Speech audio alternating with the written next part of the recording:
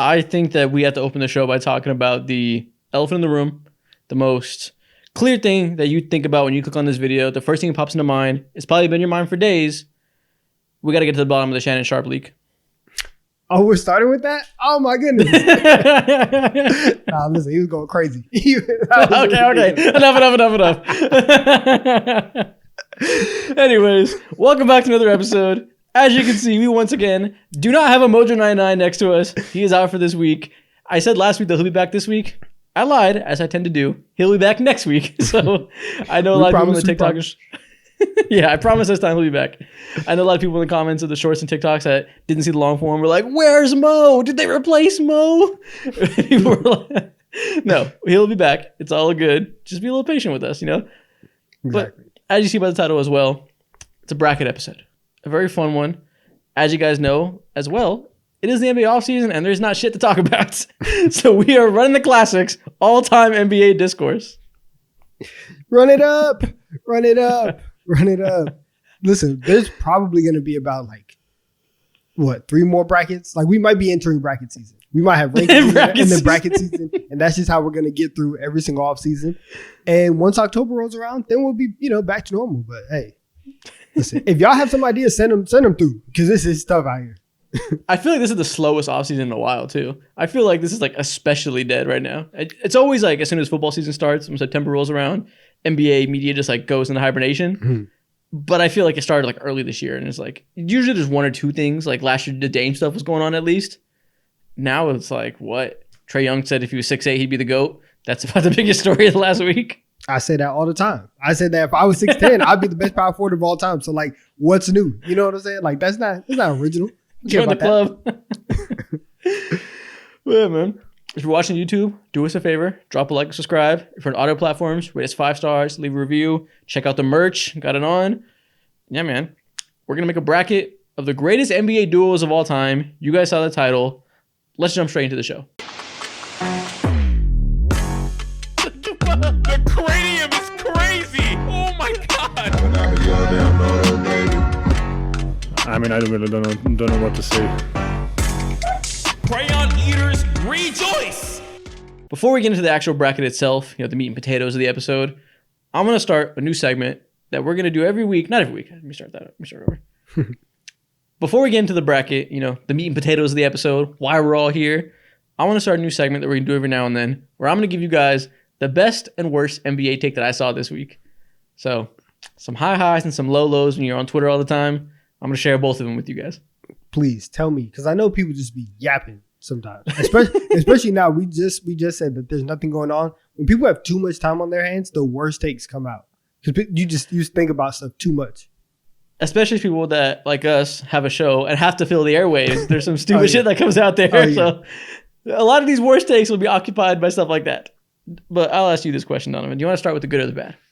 Let's start with the bad. Okay. On the topic of terrible takes, we're going to start with none other than a show that I love to read via Twitter, Gil's Arena. Gil's Arena has another tweet, another controversial take. They have plenty of them. And this time it was from Gilbert Arenas. And, a lot of times when a bad take comes up on the show, it's not Gil saying it. It's others that are on the show. We're not doing that today. This one's by Gil. And this is more of an opinion than a take. So I put it on here because I think it's wrong, I guess. But it's really a perspective. So you guys, let me know what you think. He said that when he was playing, he loves playing guards that don't look to score, look to pass. Because if they could have 0 points and 20 assists, he feels like he locked them the fuck down. That anytime an assist is gotten by the person he's guarding, he doesn't care. He doesn't see it. That's on the guy who let his man score. That to him, getting 0 points is 0 points. The assists don't matter. He wants that every single day of the week and feels like he did a good job defensively. How do you feel about this? I mean, he's not wrong, but he's also not right. It's very much in the middle. Lovely answer. Because, I'll say this. I kind of agree. If I had to lean one way, I actually do think I would lean in his direction.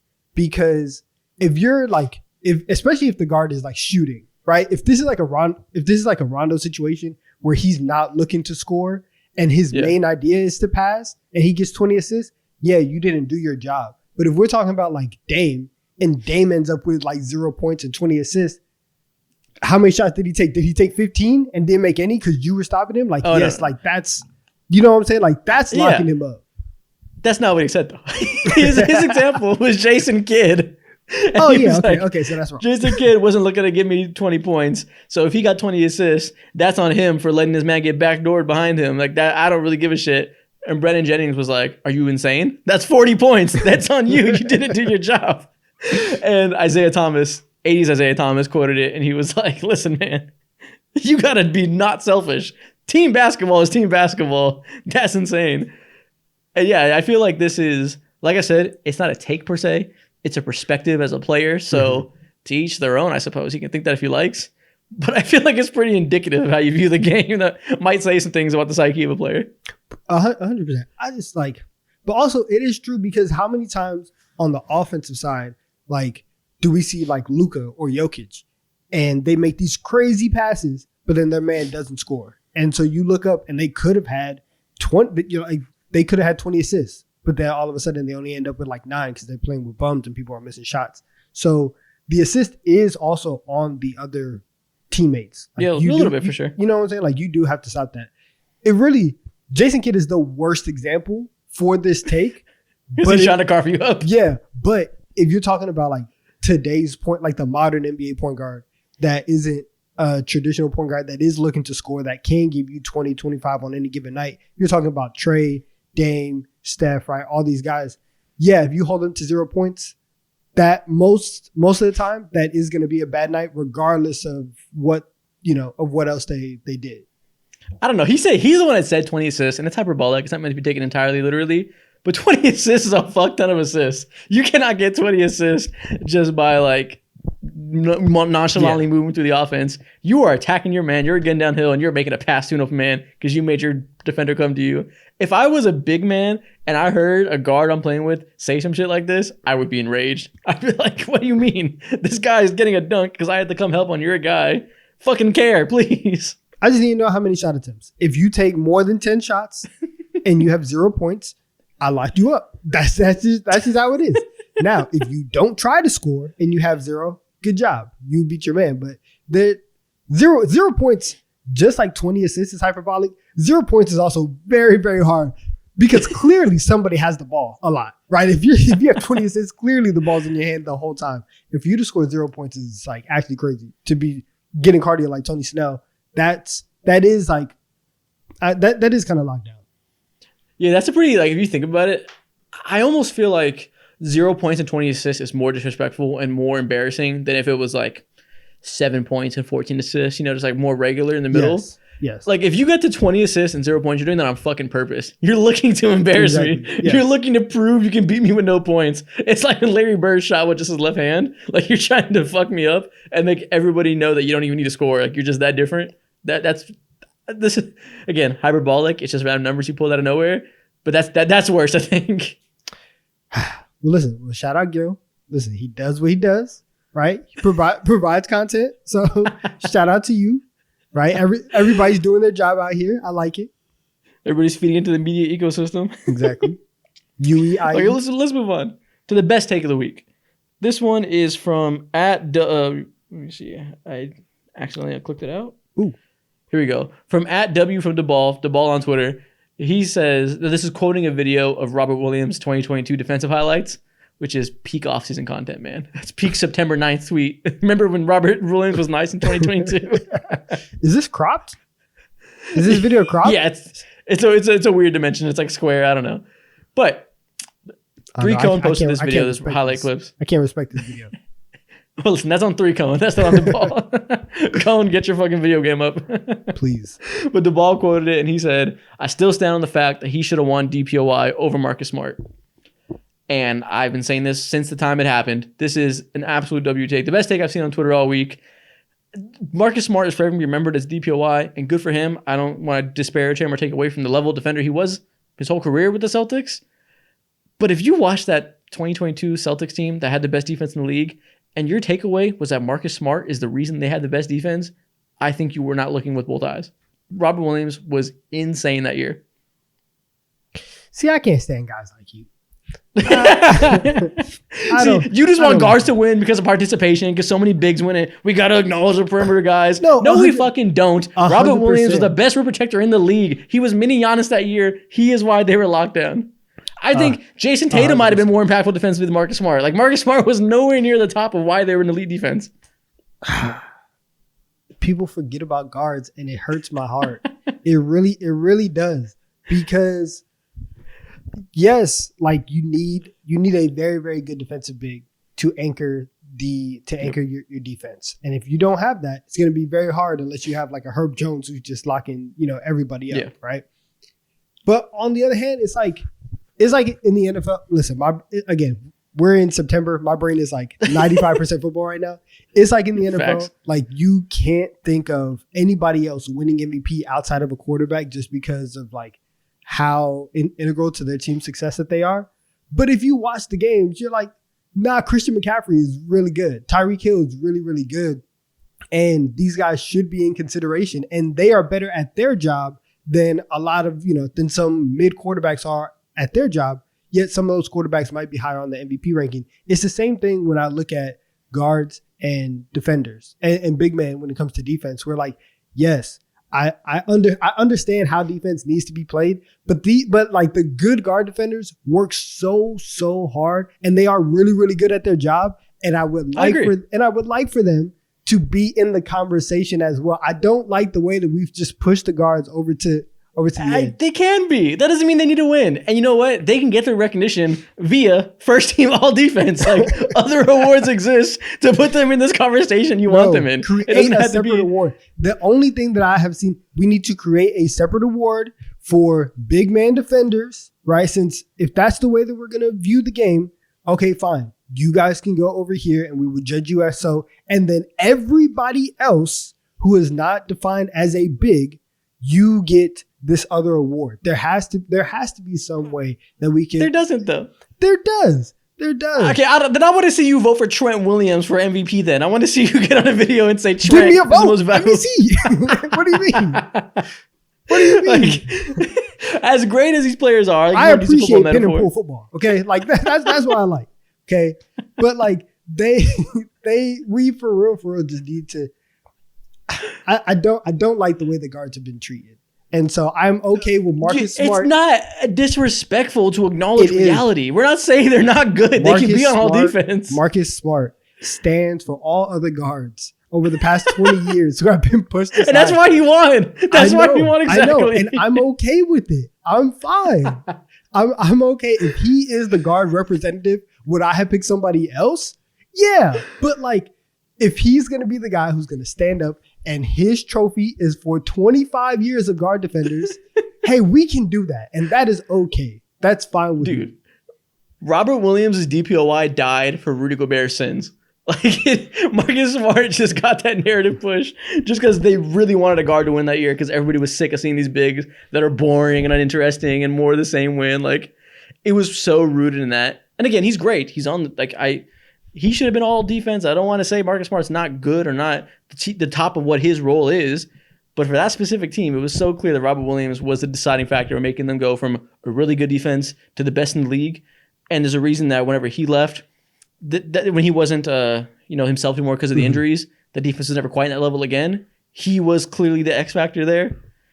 They also went out and they said, okay, yeah, Marcus Smart is gone. Let's bring in Drew Holiday, right? Like they continue to bring in these defensive demons, and Derek White, who's playing, but still, sharing that backcourt role, instantly gets thrust up. He gets more shine, more love. You bring in Drew Holiday. You bring in Kristaps Porzingis, who, just like Robert Williams, had his injury stuff, but he was fairly healthy, right, for the season, like I guess. And then you also have two very versatile wings in Jaylen Brown and Tatum. That entire team, individually, player by player, is crazy defensively. So it doesn't shock me that they didn't have this massive drop off whenever Marcus Smart wasn't there. But for that one season, listen, sometimes you just have to give it to a guy and understand why we're doing it. It's the same reason why Joel Embiid got the MVP, right? And you hate that. You hated that. I do hate that. But I understand that the game is the game. And sometimes you're just going to be on the opposite side of the game. And other times you I don't just like got the to charge fucking it. game, man. I hate the game. I hate the game so much. Sometimes you just have to charge it. And so in this case, I'm going to tell you to charge it. When we talk about MVP, you're going to tell me to charge it. And then we're all just going to keep living life because that's just how it rolls. And that's it. Shout out Marcus Smart. I don't want to charge shit. No, shout out Marcus Smart. It wasn't supposed to be anti-Marcus Smart. It's more pro Robert Williams, honestly. Yeah. It's more him being overlooked and the weird ecosystem of that time that We the could have talked narrative of about Bam guards- in 22. There you go. Like, Bam should have won over Marcus Smart, too. Yeah. Like, all right. That's the end of that. We can move on to the main topic of the episode. Let's do this bracket, man. You put together these names, aside from a couple changes I made to the guys you forgot about. Yeah. So we're going to do this bracket of all-time duos. I think we should view this through the lens of if these two teams were playing each other in a playoff series, who would we want on our team? Assume the rest of their team around them is like, Competent. good enough, Yeah. normal, average, whatever, competent team around them. Which duo would you rather have in a playoff series, head-to-head, 7-game series? Oh, see, this is interesting. This is interesting because that changes everything. Instead of looking at it through like, oh, what are their accomplishments? What is their talent, quote unquote? I like that. Yeah, playoff series. Yeah. Is good. Yeah, because I feel like when we do these brackets in the past, sometimes it just gets too like Narrative-y. chalk, Yeah. Yeah, it's too chalk. Like we know who we rank higher all the time. We know who we think is better in the league right now, and it gets uninteresting. So I think for this one specifically, with it being duos, we only talk about duos in a sense of like, okay, no one say this. People typically think about it as if they're playing 2-on-2 basketball, which I think is the wrong way to do it. But I think there's a reason their brains go that way because the nature of duos makes you think like which two guys are better than the other two guys. So I think we keep it head to head, but we think about it in a team context. Okay. Where are we starting? The top, who's that? Can you see the top name is cut off for me? That is Shaq and Penny versus Willis Reed and Frazier. There you go. So it's a 32-team bracket. You guys know how it works. We're going to go match by match until we see who wins this March Madness bracket of best duos. So there you go. Shaq and Penny or Reed and Walt Frazier. I know. Listen, I know you're a Knicks fan. No, listen. Do it. Put your hand up. Put your hand up. Double salute. Yeah. Double salute. Shaq and Penny. Go to the next round. Yeah. And also, this the seeding is randomized. So this is 1v32. Yes. I think you have to randomize something like this. Otherwise, it's not really fair. Is there any case for Willis Reed and Walt Frazier? Any props you want to give them? Any reason that it would be them standing a chance? Nah. I don't Not think at so. all. I think like if you are looking at like how they can fit in a team context, obviously Shaq in Orlando is ridiculously athletic. He's a better defender, can move more than Willis. And then Penny has the size over Walt. You can really, really give it to Walt if you are saying like you have another scorer on the wing, because Walt can also score, but like his defense can also allow him to be more of a like traditional point guard. But Penny's height and Penny's athleticism, having that much athleticism between your 1 and your 5 allows you to do so much. And even in the context where they're like playing in the 90s and it's a very like condensed game, you get one shooter out there and it's really kind of over because you don't know what level you want to prioritize, whether if it's Shaq, your 3-point shooting, or Penny just, going off the dribble and doing crazy stuff too. So I'm going Shaq and Penny. Exactly. Like if I'm viewing who I'd rather take, and I know everything I know about the modern NBA that these teams didn't have the luxury of knowing when they were playing, it's a no-brainer. It's so you could so easily imagine Shaq and Penny with shooters all around them, like the 2009 Magic or something like that.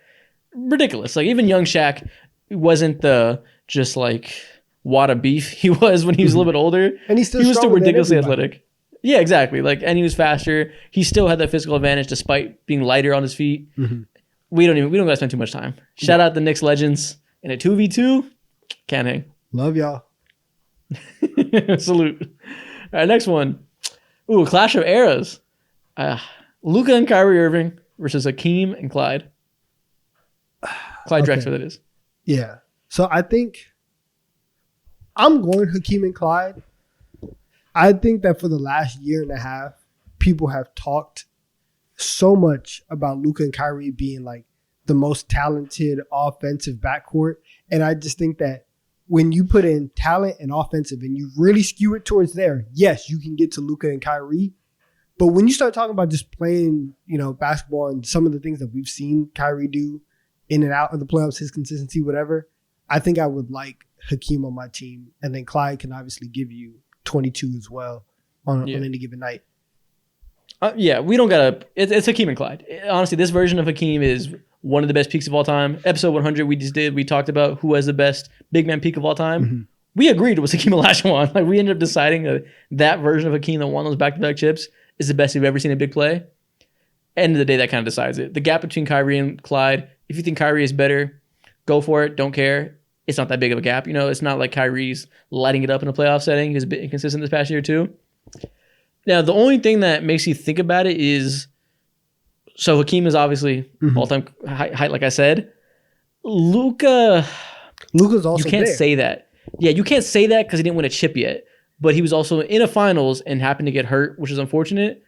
But I think we'll look back a decade from now and realize that Luka's peak is like in these conversations, Yeah, I mean, it's just people just don't recognize that because he hasn't won, which is like a weird bias. He hasn't won. He's been to a conference finals and he's been to a finals already, which, listen, for a lot of these other duos, you can't really say, right? You can't say that. And he played poorly, but again, he was injured, and people love to be like, oh, he couldn't hang with this elite defense. He was fat, out of shape. He was well documented injured, so like I don't want to hold that against him necessarily. So that was Hakeem's better, but how big is the gap?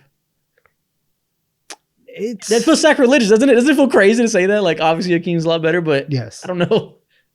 Well, I'm not trying to disrespect Hakeem, and we already decided that it was Hakeem and Clyde. So there we go. So we can go Hakeem and Clyde, and we can say that bail out. I wish Luka and Kyrie had a different first round matchup so they could have had a chance of making a run. Hakeem and Clyde are going to make a good run on this list. Yeah. Next up, Kareem and Big O versus Bill Russell and Bob Cousy. Once again, put that hand up. Put it up. Yeah. Salute. Yeah. Salute to you, Bill Russell. Halfway salute to you, Bob Cousy. Y'all are getting mini salute. Y'all are getting ran off the floor. You get a hat tip, Bob Cousy. So good job. Exactly. Like I golf. Just like that. So yeah, I don't think this one is kind of close. I think it's very clearly Big O and Kareem, and especially like when Kareem first gets into the league and he's in Milwaukee, like that's that low-key, like that's peak Kareem, right? Yeah, that's a version of Big that's also in the conversation for greatest big man peaks of all time. Then you have it's Bob number 2. Yeah, you have original Mr. Triple Double. So I'm going them. Yeah, honestly, and if you want to say Bill Russell at his peak, the defensive guy that was able to hold his own. Wilt Chamberlain could also hold his own with Kareem. Sure, I'm fine with you viewing them as a wash if you want to go that route. I don't think we have to do a lot of mental gymnastics to say that Oscar Robertson is more desirable to have on your team than Bob Cousy. Yeah, like I think I lean more towards respecting people did in their era. So like, shout out Bob Cousy, you were a fucking wizard for the 60s or whatever. I'm not going to pretend that I think he's better at basketball than Oscar Robertson. Wizard is funny. No, I've seen some highlight tapes on Twitter. He was passing, bro. He was throwing some shit. He was low-key a crazy passer. And I know we like to laugh because he's just Bob Cousy, but that guy was kind of crazy. Listen, I will take your word for that, right? I believe it. No, listen, the dribbling wasn't crazy. I wouldn't call him a wizard in that regard. The layups were hilarious, and everything about it was hilarious.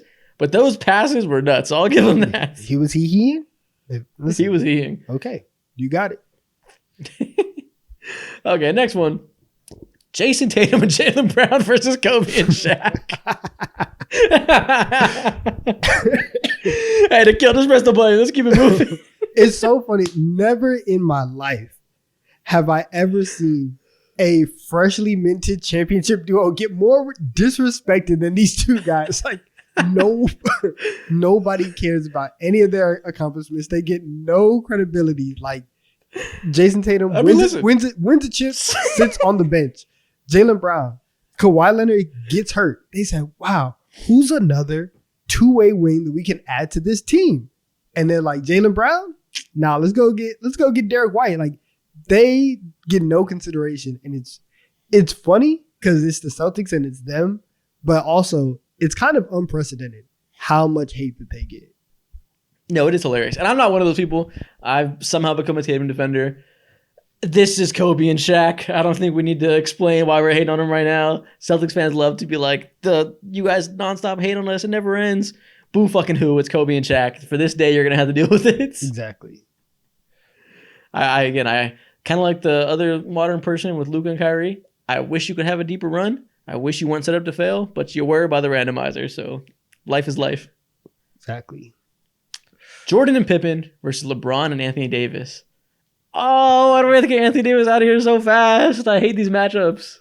It's kind of crazy though, because Bron and AD, if we're looking at them at their peak, right? What version of Anthony Davis are we talking about? Are we talking about 2020 with the jump shot, or are we talking about beefed up Anthony Davis right now? Well, we got to go with the better version of Bron. We got to go 2020. That's when they were both 2020 playoffs. So the version of AD that was in the bubble, making every jump shot ever. You're never going to see a better version of AD ever. Never coming back. If we're talking one playoff run, I don't know if there's 10 playoff runs from a big man better than that. Like, he was the best defender in the world. His jump shot did not miss. He averaged like 27 next to another 27 point per game scorer while being an all-time great defender. Like, that might be a top 10 player from a big man. Again, just one single season year. So we know that's not Anthony Davis for his entire career. It was a hot month. But for that month, that might have been a top 10 peak. That's crazy. Listen. Think about it. Listen, write this down. We're going to talk about this at a different Okay, time. let's talk real quick tangent. Let's go through all the peaks. So obviously we can go. We'll Hakeem, go 2000 Shaq. Shaq. That's one. We have 96. I mean, what was it? 95 Hakeem. 94 Hakeem. Whatever. 94 Hakeem. We'll go 73 Kareem. That's the championship Milwaukee? Yeah, I'm pretty sure. What else? What else are we doing? Jokic in 20. Are you doing that? Yeah. Are you doing that? You taking Jokic championship year over AD's? We'll throw it on there. Yeah, well, probably, right? That's probably the best offensive run we've ever seen from a big man. Okay. With how efficient it is. Yeah. So 2023. We got Tim Duncan Jokic. 03. Now. Is that where you draw the line? It's around there. I mean, again, it's another thing that feels sacrilegious because you think Tim Duncan, top 5 player of all time, Anthony Davis, day-to-day Davis, bitch. Like, people just make fun of him for all these stupid reasons. Like, people are so mean to him for the dumbest reasons. They act like he's a coward. But, like, dude, he's amazing. And this was an amazing stretch that, again, was not sustainable. But it happened for that month. I think he might have been just as good as prime Tim Duncan. Which I'm laughing saying that out loud. They're going to call me a Glazer, a Lakers fanboy. Yeah. And I understand I'm a bigger Anthony Davis fan than 99% of the population. But I don't think that's crazy. Him or 1977 Bill Walton? Like, where are we stacking this up, right? I'm not going to pretend I know about 1997 Bill Walton like that. I know he was great, and I know he was passing, but I'm not pretending I was in the lab watching those Trailblazers games. Okay, so back to this. So 2020 Bron and AD versus what? 93 Jordan and Pippen. Yeah, we got to go Jordan Pippen, right? Yeah. Sucks. I think Brian and AD could have made a decent run, but you faced the gauntlet. Sorry, guys. Next up. Damn, we're getting all these crazy ones. Jamal Murray and Nikola Jokic versus Magic Johnson and Kareem. Jamal Murray, listen, they never stood a chance in this bracket. When you have one non-star here, they were getting clapped first round regardless. Yeah, that's tough. All right. Get out of here, buddy. Magic and Kareem. Showtime moves on. Exactly. And if you would have asked me coming off of that championship, I wouldn't have said they beat these guys, but I would have had some faith in them making a run. But if you're telling me about 2024 Jamal Murray PR, I can't have him making a run on my list. It's not looking good. It's not looking good at all. All right. What do we have? So next one. Gary Payton and Sean Kemp versus Jason Kidd and Vince Carter. Okay, this is the best one yet. This is pretty even.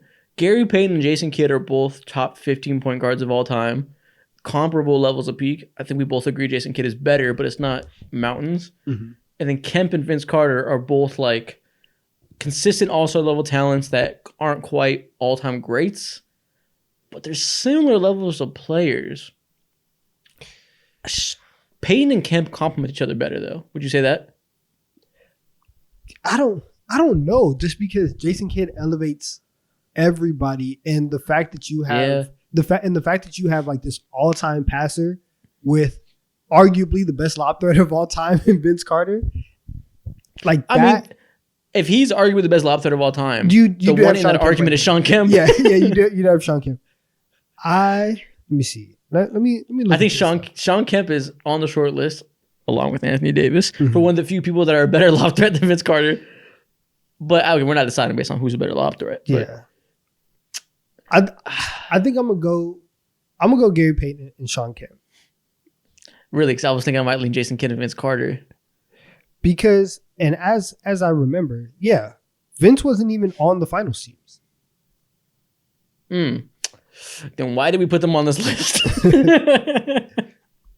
Yeah. Sean Kemp and Payton, there you go. You're moving on for that. That can be the tiebreaker. Listen, There there has to be a 30-second seat. So they snuck it. Okay. Oh, this is a good one. Tim Duncan and David Robinson, or LeBron James and Kyrie Irving? See, this is fantastic because they both get a chip. Yeah. And your brain probably goes the one with two Hall of Famers. The two bigs. However, you're starting to lean into old man David Robinson here. Yeah. And it's a playoff setting where you're building around two guys. It's not who's just the best all-time players. It's who can thrive in a playoff setting. And 2016 Kyrie, listen, you could say a lot about Kyrie. I just said with the Mavs one that not the most consistent guy in the world, as we saw in this last playoff run. He is very consistent when playing next to LeBron James. That does a lot for Kyrie Irving. So that kind of elevates him in these combos.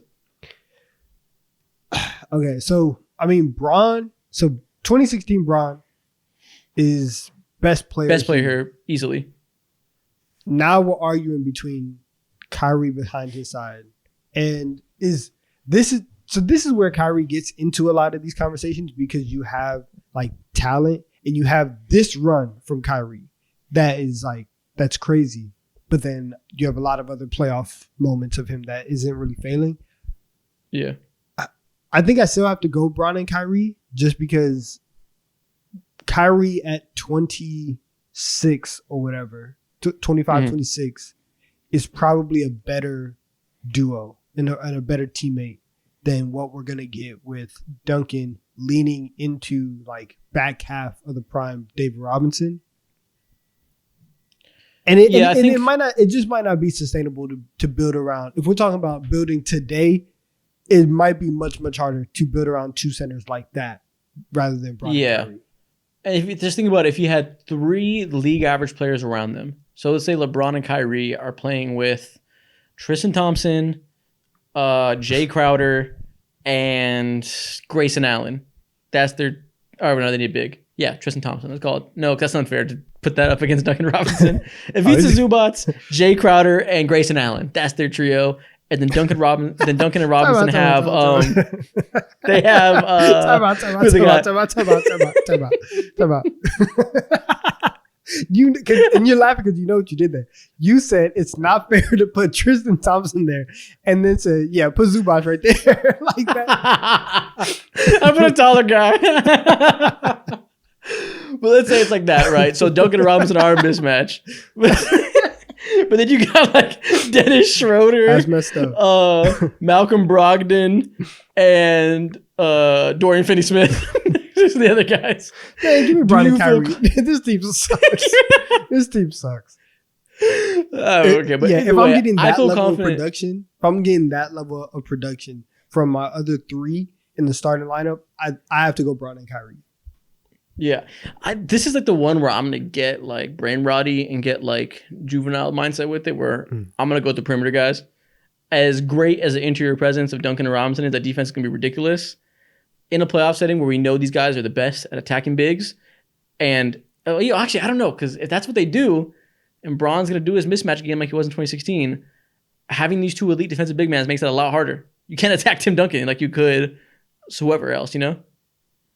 It's still Bron, though. It's still. You're LeBron. right. It's got the best player of all time. Listen, I think that Hakeem is fantastic, you put LeBron versus, Hakeem 1-on-1 in space. LeBron gets that 6 times? I think LeBron still wins a majority of the time. So I'll go Bron and Curry here. Yeah, okay. And this might just be the benefit of what we know about the modern NBA and how hard it is to build around 2 non-shooting 100%. bigs, but that's life. What did we say earlier? Game is the game. Exactly. Okay, so next one. Kevin Durant and Russell Westbrook versus Nasty Man at number 12. Let's go with what we're going with. Well, listen. I know who KD and Russ are. The fact that we can't say the other guys' names lets me know just how Thunder the fuck up. Listen. I'm going KD and Russ. I'm not gonna try and make a joke. We know why they're here. Kind of have to give respect, but also basketball wise, I do think that I would rather have Russ and KD. Russ is obviously more dynamic than John Stockton, and KD Number 12 listen. He's better than Nasty Man, so I'm going them. Yeah, we don't have to justify this that much. Yeah. Now there is always some old heads that get mad whenever I make fun of these guys in the comments. We have a surprising amount of Jazz fandom in our comments, and to that I say keep crying. LeBron James and Dwayne Wade, or Charles Barkley and Kevin Johnson. I mean, it's pretty. Silence fills the room. We doing this? Another easy one. LeBron and Dwayne Wade advance, obviously. Shout out Kevin Johnson. Very underrated. Would kill it in the modern NBA. Mm-hmm. But you, sir, are not Dwayne Wade. Exactly. You get the best version of Barkley, though, in there. And that guy is a monster. Like 1993 Charles Barkley is disgusting. But again, LeBron and Dwayne Wade at basically like the peak of their athleticism. Yeah, I'm going to take them. Yeah. All right. The Splash Bros or Wilt Chamberlain and Jerry West? See, now this is a hilarious one. It is.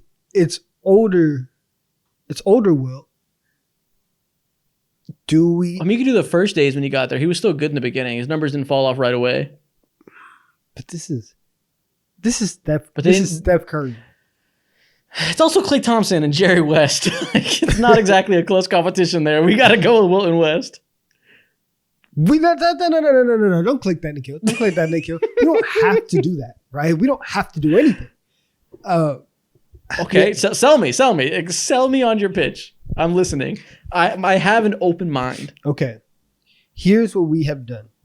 Up until this point, we have. Can you address me as Sharks? Okay. Sharks. Listen, I'm offering 100% of the Splash Bros in exchange for getting Wilt Chamberlain all the way up out of here. Up until this point, we have given everybody the benefit of the doubt because of how they would fit in the modern NBA. And the Splash Brothers have literally created the modern NBA because of their shooting. If you take them two and create a team around them, their shooting, their spacing, Steph Curry's off-ball movement will be able to create a winning team more than Jerry West and Wilt Chamberlain, who, as we have discussed in previous episodes, is a run and dunk YMCA Saturday morning. I'm just getting up the court for my cardio merchant. So, again, I'm taking Steph Curry, who is, at least on this list, higher all time than everybody. And then Klay Thompson, the second greatest shooter. You can build a lot and you will automatically have a top 5 offense. And if you get one defensive piece, your defense can still be elite.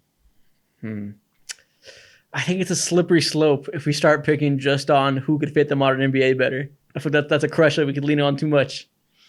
So I'm not sure. And we're going to stop that at Steph Curry?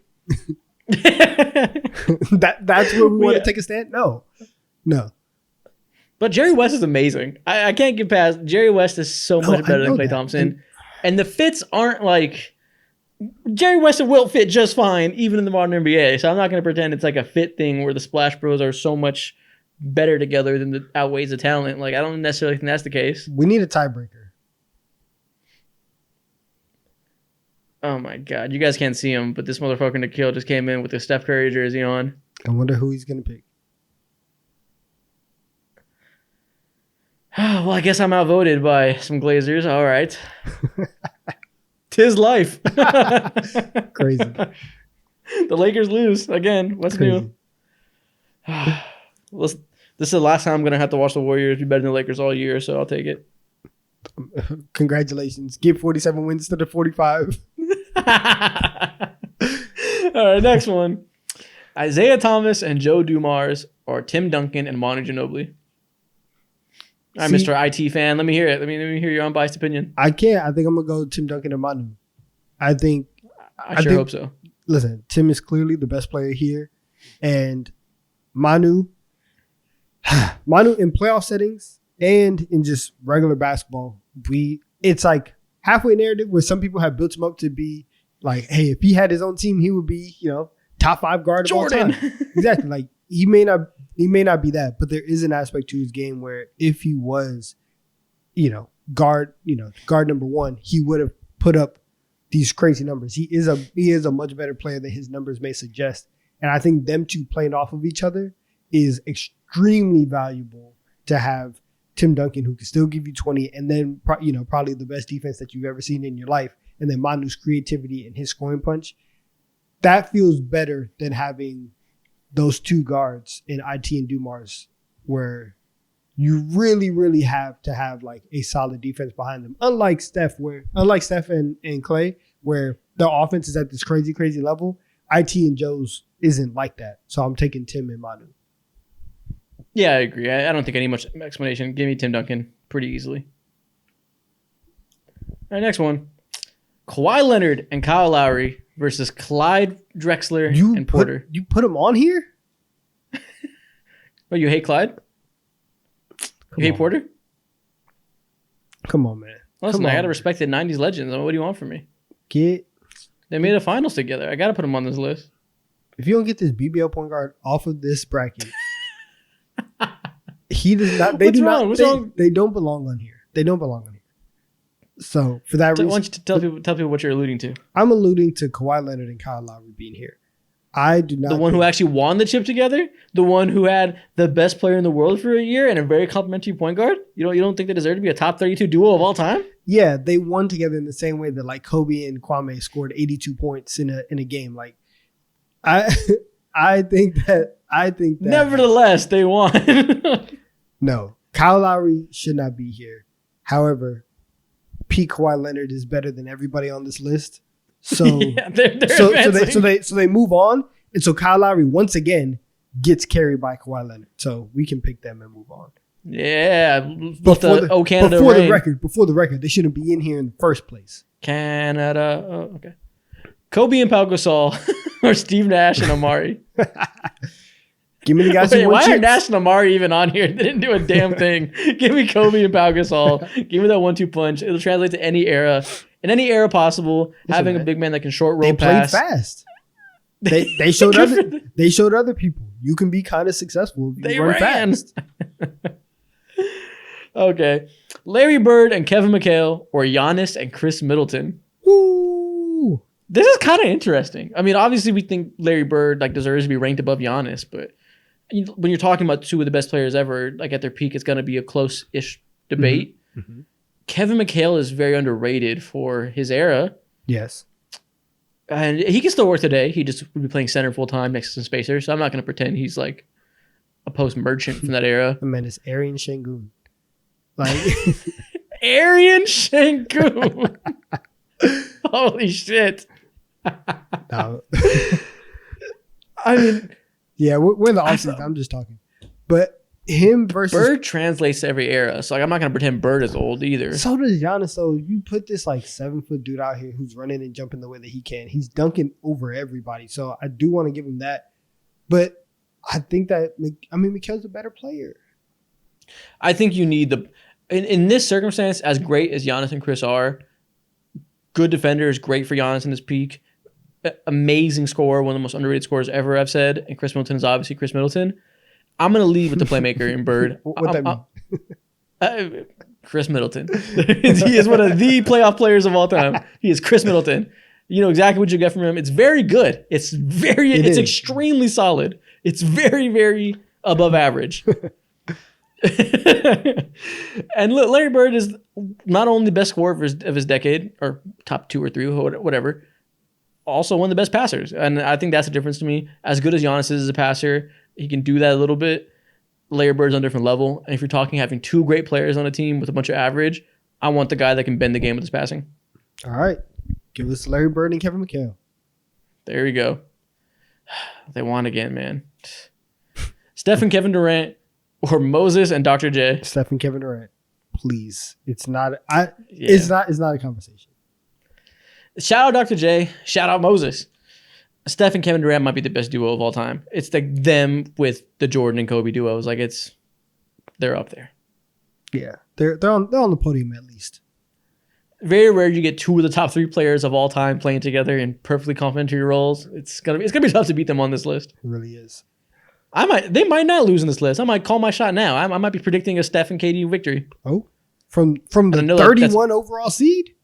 Listen, Babe Ruth pointing at right field. I actually don't know where he pointed. I hope it was right field. He pointed somewhere out there. I don't know. Yeah, one of those fields. Yeah. Okay, second round. Let's keep it pushing. Shaq and Penny versus Hakeem and Clyde. Well, seeing that they were in the exact same era, I'm going Hakeem and Clyde. In a series against each other. Famously. 1-1. Oh, was Clyde there for Hakeem? the first one? I can't remember. Was he not? I can't remember. I can't remember. Needless to which one say, came it's first. very well documented that Hakeem had Shaq's number. Yeah. Let's just reality for this one. Hakeem Exactly. and Clyde move on. Can't remember which one was first. Even if Clyde wasn't there, I mean, even better. Now he has Clyde. All right, Kareem and Big O versus Kobe and Shaq. I mean, this is just like Kareem and Big O, and then you put them in a time machine, move them like 20 years ahead. You modernize the game, and then it's Kobe and Shaq. Yeah, I just think both are a little bit better, right? Like, this is our young bias showing. Maybe somebody that's like 64 would be like, you already know about Big O. Who's better than Kobe? Oh, you have no idea. You had no idea how good Oscar Robertson was. Maybe you're right, but we got to get Kobe and Shaq. We know that what they can bring. Mhm. The level we saw Shaq reach, even though Kobe wasn't necessarily like late career Kobe where he's like more well-rounded, Mhm. that version of Shaq with a top 3 scorer in the league next to him, it's hard to beat that. Exactly. Jordan and Pippen versus Magic and Kareem. See, this Wow, might this be, is like a... exactly. This might be the matchup of the bracket here. Yeah, this is such like a Mount Rushmore of like names. Jordan. Okay, so obviously Jordan is the best player here by a healthy margin. Yes. That's probably the biggest advantage here. And this kind of gets back to the LeBron and Kyrie one. Do you like the idea of the symmetry of having the point guard and the center that really complement each other, or the wing duo that's like a supercharged version of what we saw Tatum and Jaylen Brown win with? That, you know, brings that versatility, brings just, you know, what a wing brings. They bring Yeah. the most defensive versatility. They can attack different matchups. You can't get exposed because one of your best players is the big man that gets attacked in space. They're matchup proof. Yeah, I don't know. And they have, I Magic, don't know. they have Michael Jordan. Yeah, it seems very easy on paper, but it low-key is tougher than you think, just because obviously it's Magic and Kareem. Like, for a lot of people, these are like number 3 and number 4 all time. Mhm. So You know what? I think if we're talking about 2v2 and what it really looks like, I'm confident if I have Jordan and Pippen on my defense, I can strap Magic a little bit. I can remove one of their best players. And really, you can't do listen, this might be now. Listen, callback. This might be a Gilbert Arenas situation where Magic has 0 points, 20 assists, and he's completely fine. And do you feel in that situation that you're actually locking down Magic Johnson? Well, listen, maybe locking a Magic means make him beat me as a shooter. I stand back. I'm like, we're not helping. You better fucking fullback dive. Yeah. Whatever it is, I feel confident. Whatever game plan my coach wants to draw up, that Jordan and Pippen have the defensive versatility, the length, the athleticism, the hands to disrupt his dribble. They can do as good of a job as anybody in NBA history at slowing down Magic Johnson. Whereas, if they're all surrounded by league average, nobody on the other roster has anything for Jordan and Pippen. Since your guard player is not a defender at all, But if and you Kareem have- can only do so much. Listen, but Kareem doing only so much against a league average center, he's cooking them. So that Sure, but it's that Michael might- Jordan. I understand it's Kareem Abdul-Jabbar. Like these are again, 3 of these names are for a lot of people. Yeah. Like 3 of these names are in the top 4 all time. So it might not be close. Like how big of the whoever you think is worse, I guess if you think like Magic is worse than Kareem, how big is that gap between Magic Johnson and Scottie Pippen? Yeah. It's pretty big. Yeah, I mean, you're right. They do have the 2 top end talent. I don't know, man. It feels like you lean said, Bulls. it feels sacrilegious going against Jordan and Pippen, given all the winning that they did. But yeah, I think it comes down to again, if they were actually playing each other. This is who they're playing. They're playing each other. It's not who ranks higher all the time. If they're playing each other, you have 0 answers for either of their players on your roster. Am I overthinking it? I'm going Bulls. All right, we'll go Bulls. Let's go. All right, Gary Payton and Sean Kemp versus LeBron James and Kyrie. Hey, LeBron and Kyrie might make a run here. they might. This might be Final Four honestly bound. might. Now, Gary Payton, I think, is one of the few people in NBA history who is aptly equipped to shut down Kyrie. LeBron would smoke Sean Kemp. So we can just we can just exactly. So we can just go Bron and Kyrie here, and I'm cool with that. Yeah, and Gary Payton can honestly defend both of them a little bit. He's going to be like a really, really impactful weapon defensively for that team. But end of the day, they're going to attack Sean Kemp. As great as Sean Kemp was, dominant rim defender, not known for his defense in space. And when you're playing a team man by LeBron and Kyrie, you're being picked on a little bit. Exactly. Who's next? Okay. Kevin Durant and Russell Westbrook, or LeBron James and Dwayne Wade. Now, some people may say we already saw this. Correct. But if we're talking about 2016, KD and Don't Russ, give a fuck. peak. Nope. KD and Russ, like maybe. I mean, come on. KD's closer to LeBron at that point. Russ is awesome. I think 2015, 2016 Russ is the peak Russ for sure. This is Dwayne Wade before his knees fell apart. Dwayne Wade is clearly still in a higher stratosphere player, I think, than Russ. As great as Russ was. Okay, tell me this then. Tell me this. 7-game series, these two. What does it go to? Mm-hmm. 6? I can live with that. If you There you go. KD and Russ put up a good fight, but they lose in 6 games. I can live with that. I would go 7, but okay, I can do that. Yeah, I don't know. I mean, they were better than they were in 2012 when they were very young. I don't know if they're that much better. Like they were already pretty damn good at that point, and we saw how quite easily they were handled. I mean, somebody had to come back from 3-1 to beat them in 2016. So No, they're great. They're great. Listen, it's Dwayne Wade and LeBron James. Like, it's tough. But all right, the Splash Bros versus Tim Duncan and Manu Ginobili. Now, I think if you let the Splash Bros beat Wilt Chamberlain and Jerry West, I think you have to let them beat Duncan and Manu as well. I'm not letting them do anything. They're beating Tim Duncan and Manu. They're earning it? Yeah. Is this one, like, that's your actual answer? No, yeah, for sure. I'm picking them in 7. Wow. If it's just duos. You know what? Yeah, because again, if we're just realistic scenario, they're playing against each other, and Manu's your best perimeter defender, or, you know, if everybody else is fine, what the hell do you have for Steph Curry? Not a damn thing.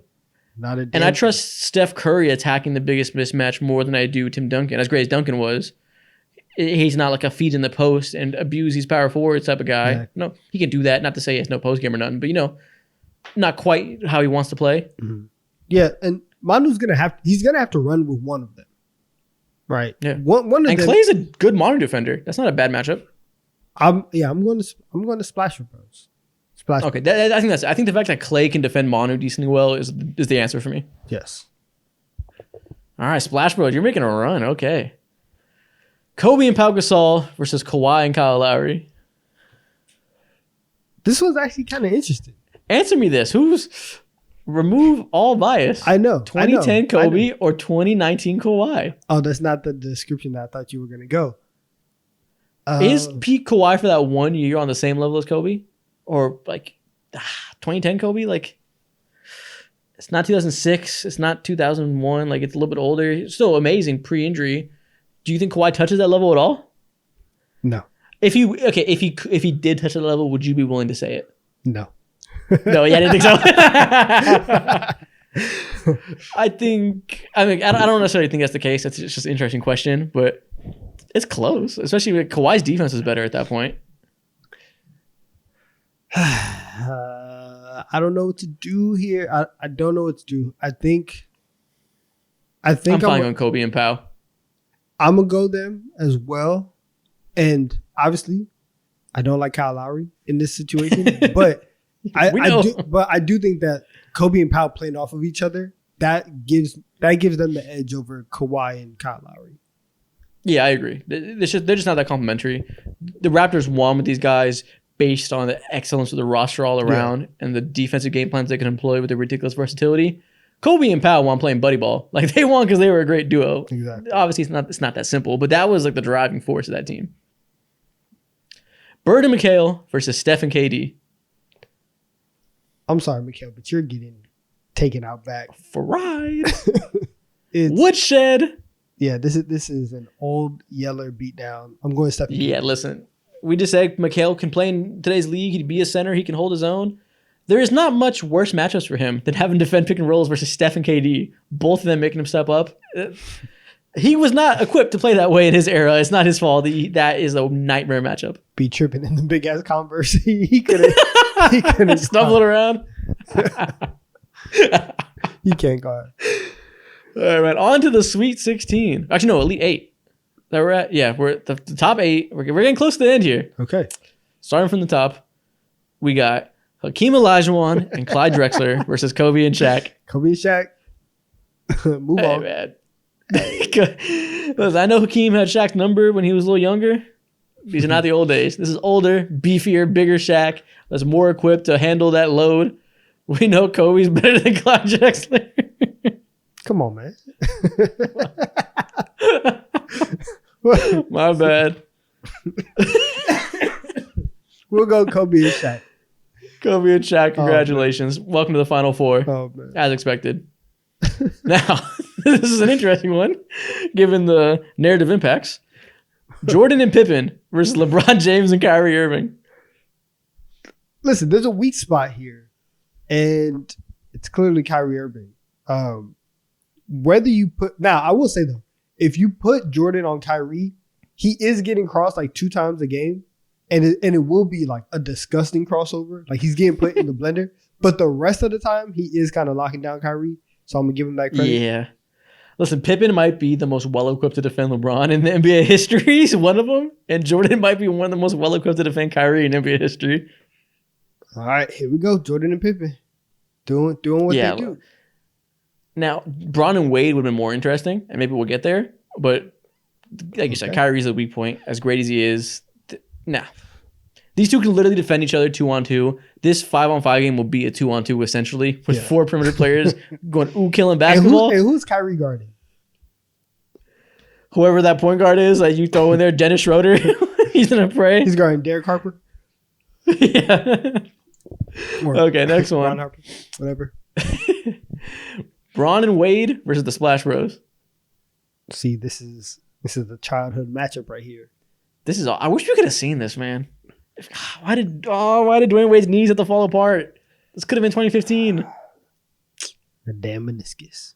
Let's imagine that timeline for a second. If Dwayne Wade stayed healthy, and maybe they win 2014, or if they still lose, 2015 comes around, they stay together versus 2015 Warriors.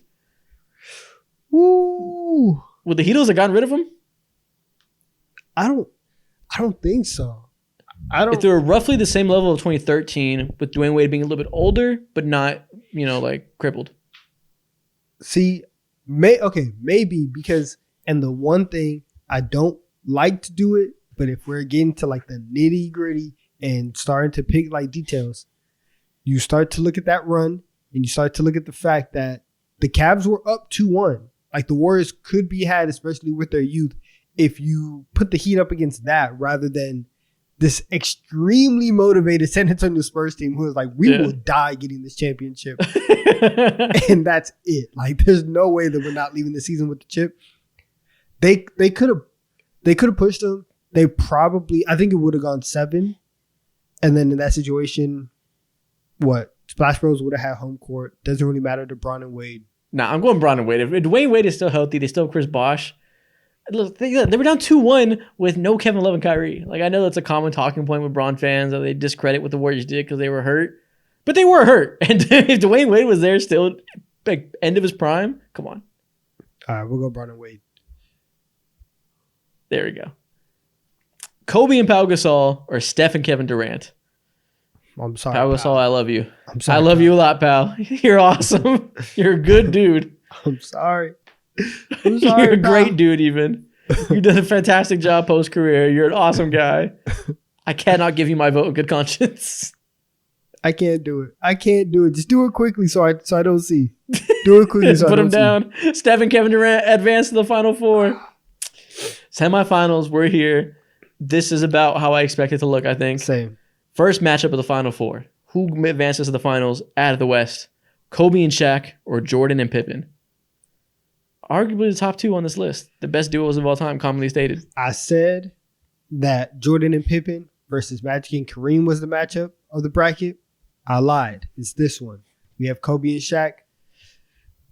People are here for this convo. Like, this is what you Yes. think about when you think about the best duos of Yes. all time. Okay, Listen. so this version, what version of Jordan and Pippen do you want to go with? We'll go with 93. That version of Jordan It's is still crazy so much athletic. better than Kobe. Yeah. So much better than Kobe. Like, that is a clear distinction. Shaq at his peak, let's say 2000, is so much better than Pippen. So this is truly a style matchup. Who do you think wins X's and O's wise if you're building around these two? I And think your first thought is probably Shaq is an absolute mismatch. that's what I'm going to. One of the listen, it's one of the reasons why when people say, that the Bulls would have won 8 straight or whatever, yada yada yada. I think Hakeem would have won those chips anyways. Like, especially if they had matched up against the Bulls, just because throughout their entire run, where you have Jordan Pippen and then good but not amazing centers, you don't have any answer for the dominant bigs of yonder of all time. And Yeah. whether that be Hakeem or whether that be Shaq, especially 2000 Shaq, there's nothing that Jordan and Pippen can do to slow Shaq down. Whereas Kobe, even though that he's not as good, he might be able to do a little bit against Jordan. He might be able to do a little bit against Pippen. There's no answer if those are your two that you have for Shaq, and that's what you use the game. See, the thing is, it's easy to say that, but, if you have a smart coach there, do you think there's anything to the logic we used earlier where Jordan and Pippen can double team the fuck out of Kobe and, like, take turns just mollywopping him defensively and really have some answers for him, and you just make Shaq beat you alone? Do you think that there's any way that you could slow Kobe down and Shaq can't do it alone and get gassed, whereas Jordan and Pippen can kind of get their game off? No, Okay, so you think Shaq is so dominant at his peak that he can make up for that and he that can if beat you alone? that if Shaq is going up against a league average center, I don't think it really matters what Kobe is doing.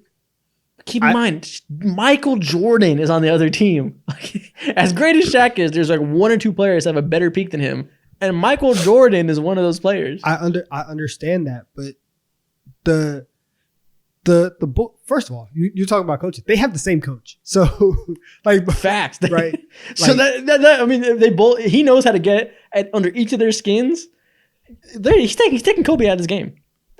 No, and I say that relatively, no disrespect, relatively as much as you can. But Jordan and Pippen attacking the one good perimeter player on this team, like that's that's fine. You guys can double team Kobe. There is no answer. There's no answer for Shaq in this specific matchup. To where Is there an answer for Jordan? I guess that's a question. Do you think Kobe's an answer for Jordan? I'm not sure I do. In 2002, he's gonna make him work, and that's all I can ask for.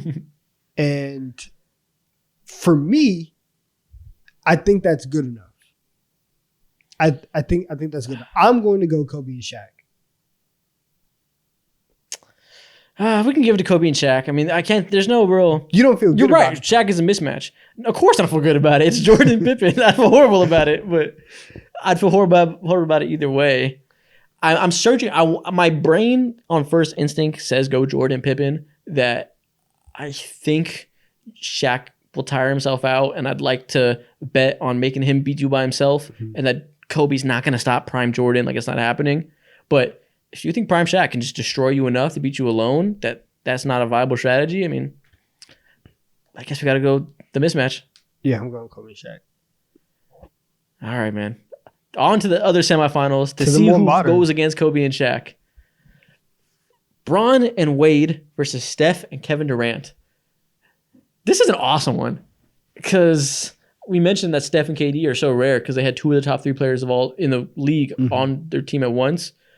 I almost think has never happened before, besides maybe like Magic and Kareem, Kobe or and probably Shaq. some of the older ones when like the league was smaller.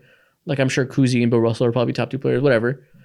But in terms of like post 1980, I don't know how many times this happened.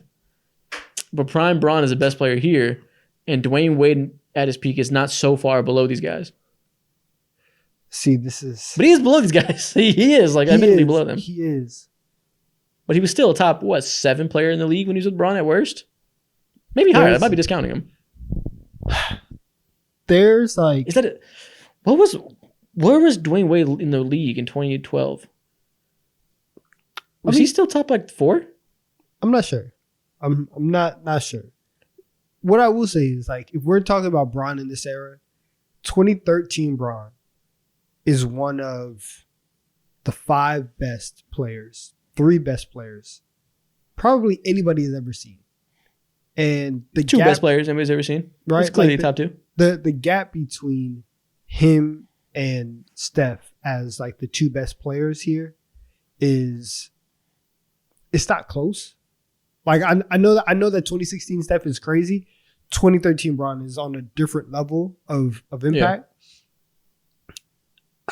But Keep in mind, Steph and KD you think about them and you think about the most unfuckwittable guys of all time. Nobody was beating that team. We commonly call them the best team of all time. Klay Thompson, Draymond Green, Andre Iguodala, Andrew Bogut, none of these guys are walking through those doors.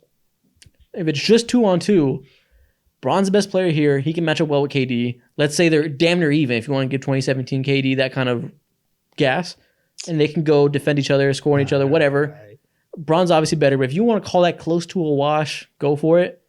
Dwayne Wade is not Steph Curry, but he's not the worst defensive matchup at his peak. Dwayne Wade had defense.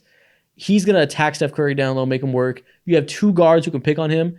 And, that's commonly overblown with how LeBron would attack him in ISO. He did that because there was no other defenders around them. So he had to do that because you weren't going to attack Klay Thompson. You weren't going to attack Draymond. You weren't going to attack Iguodala.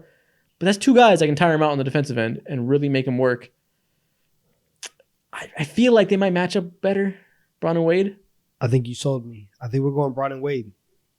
Oh, let's go. That one's a hard one. If the comments hate us for that, I won't be mad at you. Steph and KD deserve to be in the finals too. This is peak. Like, yeah, I was in middle school and high school when Bron and Wade were together. Like, this is. Well, we were there for both of them. This is our era for both of them. We were.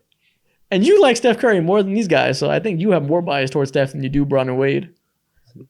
Dude, like, listen, Dwayne Wade is up there on my favorite players, though. Oh, I know you love a good pump fake. I mean, not pretend you're not a big Wade guy. Oh, listen, you see my game. You know my movies. You know that's how I play. Exactly. Well, okay, man, we're in the finals. We're here, the top 2 duos of all time via our bracket, our March Madness in September bracket. We have Shaq and Kobe versus LeBron and Dwayne Wade.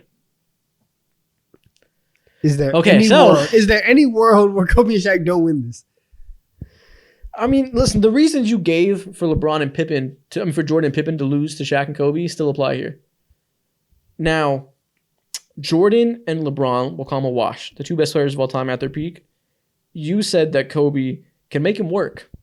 Do you believe Kobe would make Prime Bron work? Because, it's a little bit different of a physicality matchup. I do. But you still think that applies? I don't think that there is a wing in NBA history that Kobe would not make work. Okay, fair. So now, I think there's that.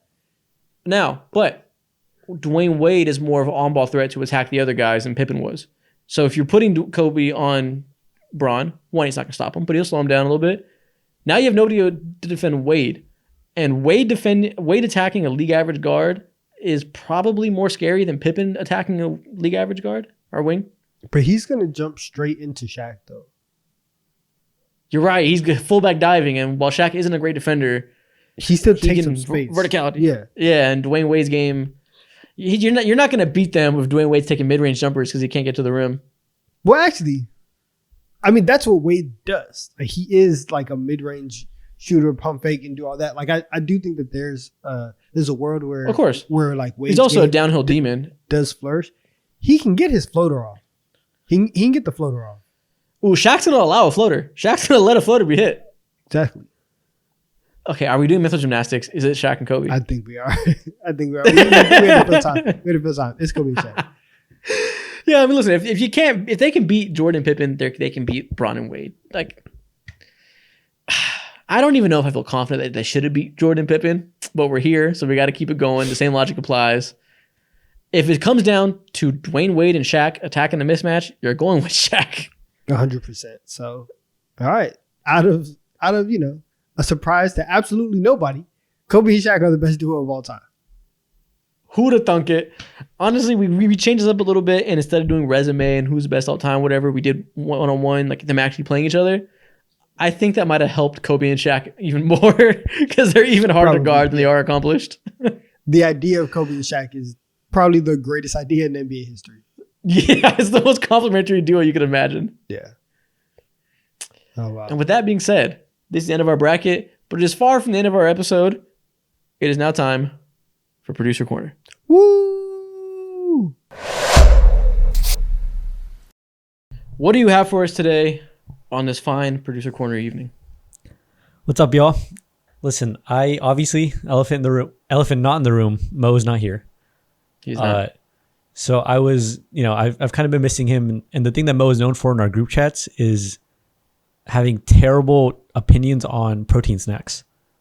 That is true. I think anytime I need a recommendation, I ask him what to get, and I just go the complete opposite direction. That man will eat anything. That man is a vacuum cleaner. He being in cardboard. Yeah, disgusting palate. With that being said, it kind of inspired me to make a protein snacks tier list. So we're getting real niche today. Okay. Exactly.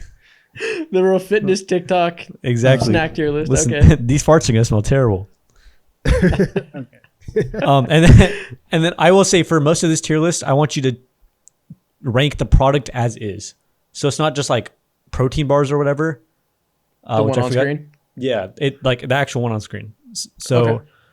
I guess with that said, we can start off with Quest protein chips. So I don't know if the fans know this, but we be in our protein snack bag. We're very big protein snack eaters. So We are. this is an area of expertise for us three. All right, let's start. What's first? The Quest protein chips, chili lime. I or think any. these are so average. I think these taste like chalk, and they're not great, but they're not horrible. There's a lot worse on this list. They are edible, but they you want them to be really good, but they never are. The idea of the protein chip sounds really cool. Sick.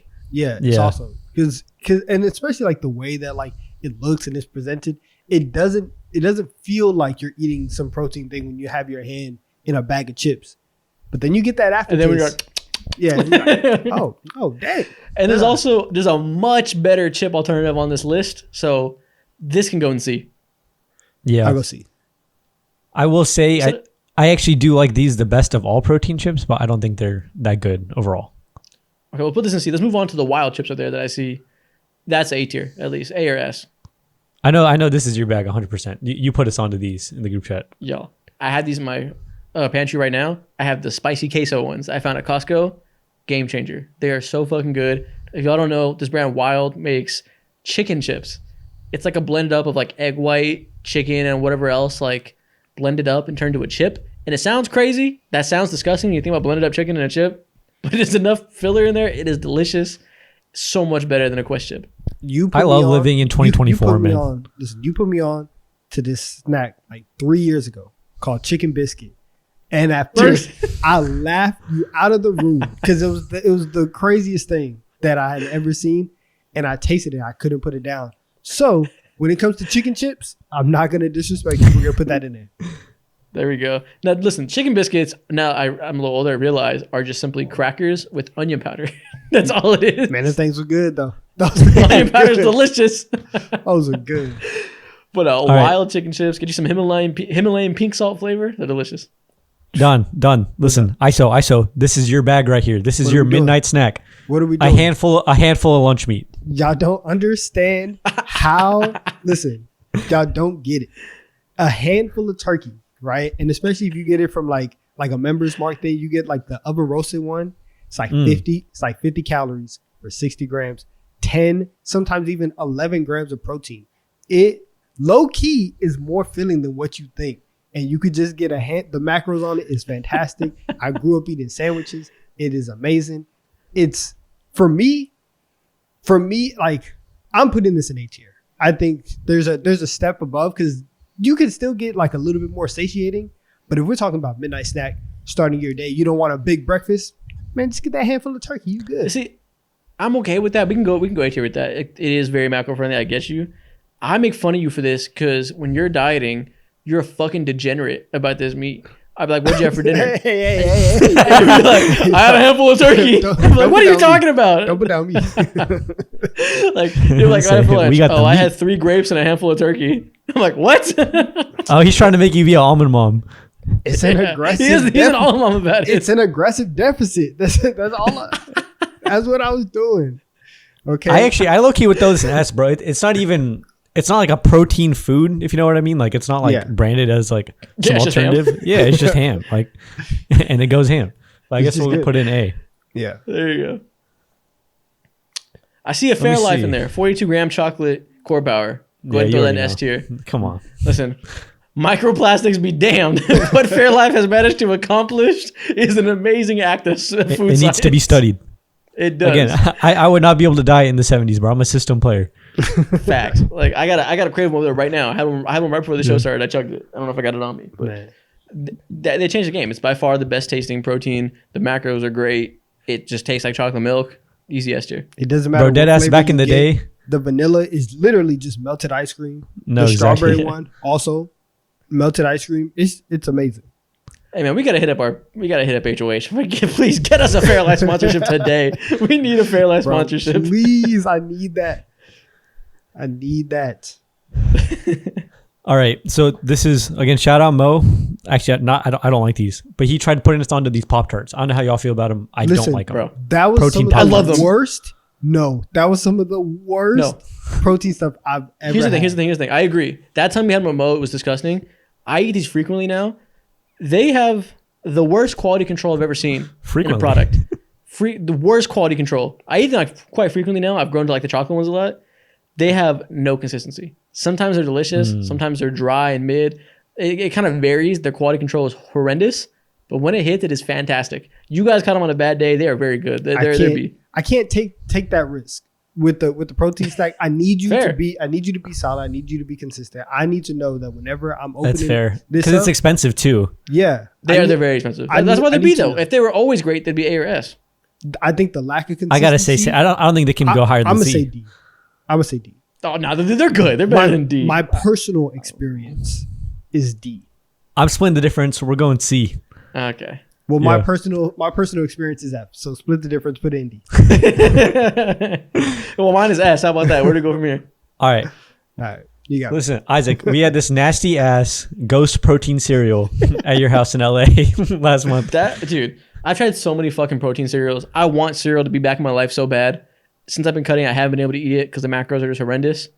I can't do it. Every single protein cereal is fucking terrible. I've tried like 4 different flavors. They're all terrible. F tier. I don't know if I've tried that one. I had like this like fruity puff version of Ghost cereal. Awful. I'll see you be doing that. Nah, you just gotta get the regular Fairlife milk and use that with regular cereal and just charge it. Like it's not gonna be like the It's greatest a macros write-off, you've ever yeah. seen. Yeah. Yeah, This- Yesterday, I tried to It's see a what write-off. mini wheats. I tried to see what a serving size of mini wheats are. It's 20 biscuits. It says on the box. I put that shit into a bowl, and I was like, I eat like 3 times that when I have mini wheats. I was like, this is crazy. Hey, I'm not gonna lie, those 20 go nuts. Whenever do. you're like cut brain. They're delicious, Yeah. but I'm You never be eating eating that 20. thing 20, slow, piece by No, piece. exactly. you gotta dip it with like chopsticks to make it feel substantive. Muy bien. All right. What's next? Next up, beef jerky. Real Oh, food. S tier. S Classic. tier. S tier. S S tier. tier. Whenever I'm traveling and I know I was gonna that, say like, great Yeah. airport food. if I know that I'm not gonna be eating like the best of stuff and I'm not gonna be able to get like my protein in for the day, You start out with the core power and a thing of beef jerky. That's 50 grams of protein off the rip. That poor person on it's the plane next to you. It's amazing. Oh, listen, you're making the plane stink. The bad, not even from far, it's like you're alluding to. You open a bag of bag of beef jerky, the whole aisle smells it. Well, that's Beef just jerky that's smells just Especially like the teriyaki. again. That's the bag. I'm talking about just the little pack. Oh, where the it comes with, stick? like 2 strips of beef jerky. Yeah. Mm. That in itself is like 53 grams of protein if you put it with the core power. Yeah. If you get the whole bag, you're at like 70. You're good for basically. Nah, you always talk about meat sticks, so that makes sense. Anyways, so string cheese. Moving on. All right, brother. I do not like string cheese, so I abstain. You guys pick this one. I'm putting this Honestly, in- the rest I'm of this putting list in- I don't fucking like. I'm You have a put- lot of yogurts on here. No, it's not. We can get back to that. But yeah, string cheese. I'll I put that think in B. decent macros. You said B. Yeah, I agree with you. Bad. Sure. I do like that it's like a real food. Like I fuck with that. But yeah, Mm-hmm. it's pretty good. Okay, this one is more generic, but just protein ice cream. If you like have a massive sweet tooth and you like need ice cream in your life, it'll get the job done. I put it at C. There's some like Halo Top is really good, but I'm not a big ice cream person, so I'm I the don't biggest really, ice cream person. Yeah, I don't really rock with that. So you said any protein ice cream? Can I count my Ninja Yeah, Creamy? yeah, I can. Yeah, you can. S tier. Immediate S tier. Ninja Creamy is a game changer for me. Like getting tasty ice cream for like 40 grams of protein for serving. S tier. Okay, I mean I can't argue with that. This is just a Yeah, it's placeholder. perfect. I love ice cream, so like it's discovering that I not can have my healthy bag. ice cream changed my dieting life. It's not my bag. Okay, light and fit, Dana and Greek yogurt. No, I fucking hate Greek yogurt so much. S tier, I hate Greek yogurt. This is my bag. I'm putting this in A tier. The only reason why is that like there's sometimes where like you look at, especially when you start like weighing your stuff out and you start weighing out the serving size, you're like, dang, this is kind of a lot of yogurt, but Bro, it's Like- so much. it really is. And there's sometimes where like people talk about getting the ick from eating eggs. There's sometimes where I've Nah, gotten for it sure. from just the amount of yogurt, but macros are fire. Taste is really good. It's honestly like I've used just a little bit on like rice cakes or stuff like that, or put them in smoothies. Mwah, it's fantastic. I'm putting it in 8. Yeah. All right, I'll take your word for it. Again, I don't think this is Isaac's bag, but cottage cheese. Ugh. I knew that was coming. I've tried. Isaac has talked about me being a degenerate. Now, have I tried this? Yes. Is this a staple in my like cut diet? No, because that's just a little bit too much for me right now. But if I was like, hey, I have like 600 calories to use in a day, or I just need to like sneak in extra stuff, then maybe. But it's not. They want it. They want it better than I want it. No, I'm it's never eating it's fucking actually cottage cheese. it's actually really versatile. Like people blend it up so it's smooth and like make like a Alfredo sauce from it. I have or seen, either use it- I have yeah. seen mac and cheese. No, like, it's use actually this. not terrible. use. No, It's just like this. it's like a ricotta, honestly. Thank you, Don't believe you. bro. You get like the box mac and cheese, and then you use like the little Okay. powder that they have with the cottage cheese. Get that protein sauce on it. Way to No. go. That's the way to go. No, I refuse. I'm going B tier Trying to personally. put you on this game. You gotta come along for the ride. No, I don't want that game. All right, and I'm not sure if y'all have It's tasted free. this last one. This is free game. Keep it. Listen, this one is just for Mo because he recommended it to me. It's like these little protein puffs. Have you guys tried these? No, No. I can't even. They're like- I don't know what it is. They're like little cheese balls. I'll speak for Mo. They're fucking terrible. So I specifically was at the grocery store and I FaceTimed him. I was like, yo, like give me, I just pointed him out like the wall of the protein snacks. And he's like, you need to get those. They're so good. Totally worth it. I paid like $4 for like a little bag. Absolutely disgusting. Like the worst thing I've ever tried. And that's when I realized he has terrible taste buds. I need to know how his palate was trained. He does not have the protein. Yeah. gene. Again, he's not here to speak for himself, but that man will eat like egg whites and barbecue sauce whenever he's trying to Ew. shed some weight. So All right. And that's our protein tier list. The tier list you never thought you needed, but now you have. they Time needed for it. TikTok time. 1200. Welcome to TikTok time. Today, we're not starting with the draft. For you people that click just straight to TikTok time, you see there's only 2 of us here today. We have one less Mojo 99 with us. Like I said at the top of the show, gotta get that out there again for the crown eaters who only watch TikTok time. I see you. So a little bit different TikToks today since there's only 2 of us and change up the formats a little bit. But yeah, man, it should be fun. the first thing we're going to do, we are once again going to shill ourselves for NFL views. We are looking straight into the algorithm, eye to eye, and I'm like, give me those football views. And what I want you to do, Donovan, is I want you to tell me who the NBA equivalent is for these NFL players. Okay. So, explain these NFL players in NBA terms. Okay. So, first up, we have Tom Brady. Who's the Ooh. NBA equivalent to Mr. Brady? See, so we can go GOAT status, and you can just say LeBron, right? Yeah, but it's different. It's so different though the way they win. I know. Who's somebody like? My brain goes to Kareem Abdul-Jabbar and how he had the longevity. He won in Really? multiple eras with multiple strong supporting casts. He said he gets carried by his defense. Mhm. Kareem got carried by Magic at the end. If you want to say that, like, there's some parallels. They didn't do it alone, but they did it for a long time. Low key, you could say Steph Curry here, just because if you want to go complete path, working your way up from the bottom and then getting all the way to superstardom, that archetype is kind of where they fit together. Okay. Yeah, especially because he has a 2022 ring. If he wins one more ring and has like another old man era, then I can see that. Yeah. Okay, I like that one. Next one. Like, obviously, Tim Duncan's another good one to say. Played forever, won forever. Oh, we could have went Tim, because this is Steph Curry. This is Okay, actually so next Steph up- Curry. Patrick Mahomes. Yes, change Tom Brady to Tim Duncan, and we will have Patrick Mahomes as Steph Curry. You want to talk about guys who come in, light the league on fire, guys who change the way that the position is played, guys who instantly rose up the all-time conversation. That is Steph Curry, and that is Patrick Mahomes. Yeah, and they were both a little bit overlooked in the draft process for whatever reasons. Mhm. Like, the league didn't quite see their play style being as dominant as it was. In fact, some of their strengths were kind of viewed as weaknesses in a way for both of them. Also, they just fun. They just it's fun. Just guys, just going out there, Just dope. just having a good time. Guys being dudes. Love it. Just backyard ball. Nothing better. Toss a pigskin. Toss a pigskin. Just got to grip the leather. Yeah, I mean, Shout out Who's Next, man. Yo, his videos are great. oh, dude, I love them. I love him so much. I love that he raps and all of his stuff now. Yeah. Great twist. I love how he changed over to like the misdirect to give his channel a second life. Oh, what is that? And you see Cam Chancellor coming out of nowhere. But yeah.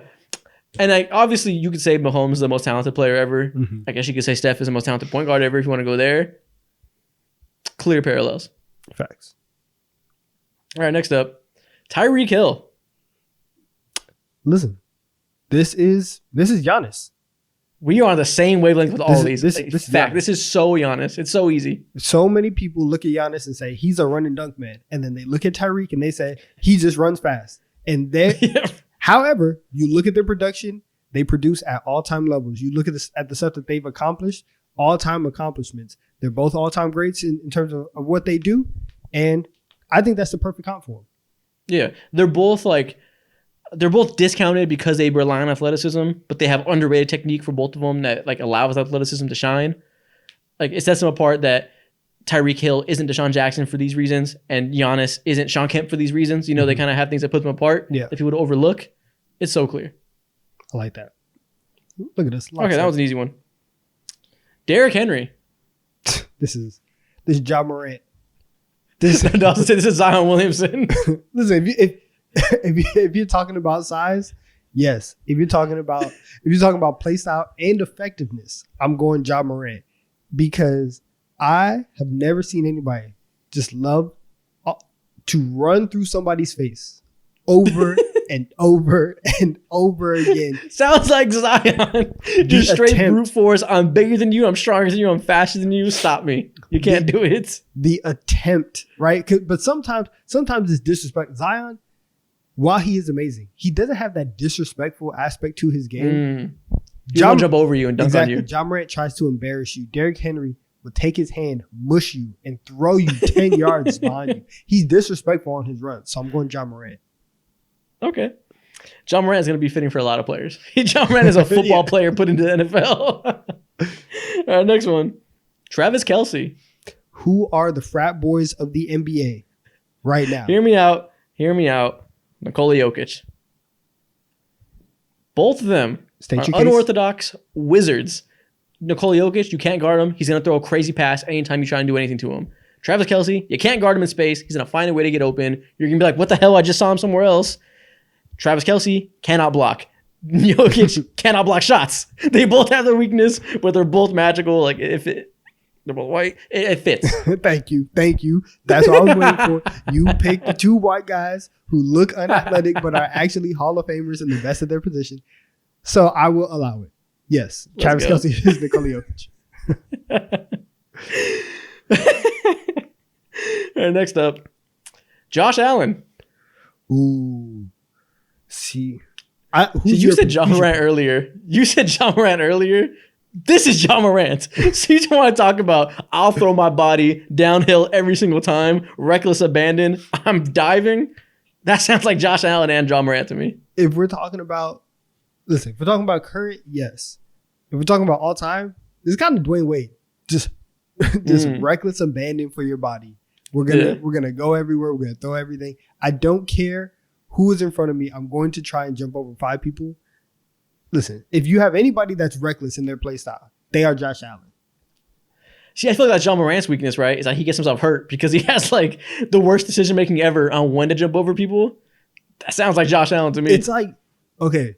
See, because John knows he can jump over you and he wants to every time. Josh Allen knows he can throw that bitch 70 yards and he wants to every time. It's John Morant's play style and ability with a Josh Hart mindset. Josh Hart be having one play every single game where he just throws the ball 10 feet into the stands. You're like, bro, what were you thinking? Those two combined, that's Josh Allen. Also sounds a little bit like Russell Westbrook, where it's like you have all the physical traits in the world. Ooh, that's sometimes the good too. decision making leaves a little bit That's to be good too. desired. What are you doing? Yes, I like that. Yeah. Okay.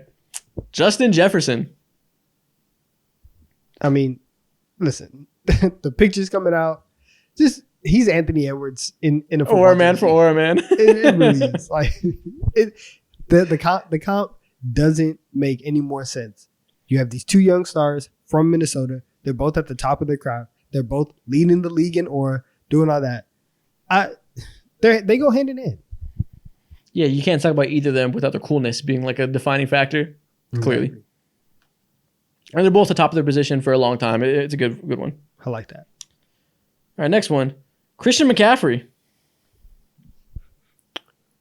This is interesting because I actually don't have one off the top of my head, but just somebody. We need somebody who can do absolutely everything. Somebody who is extremely versatile.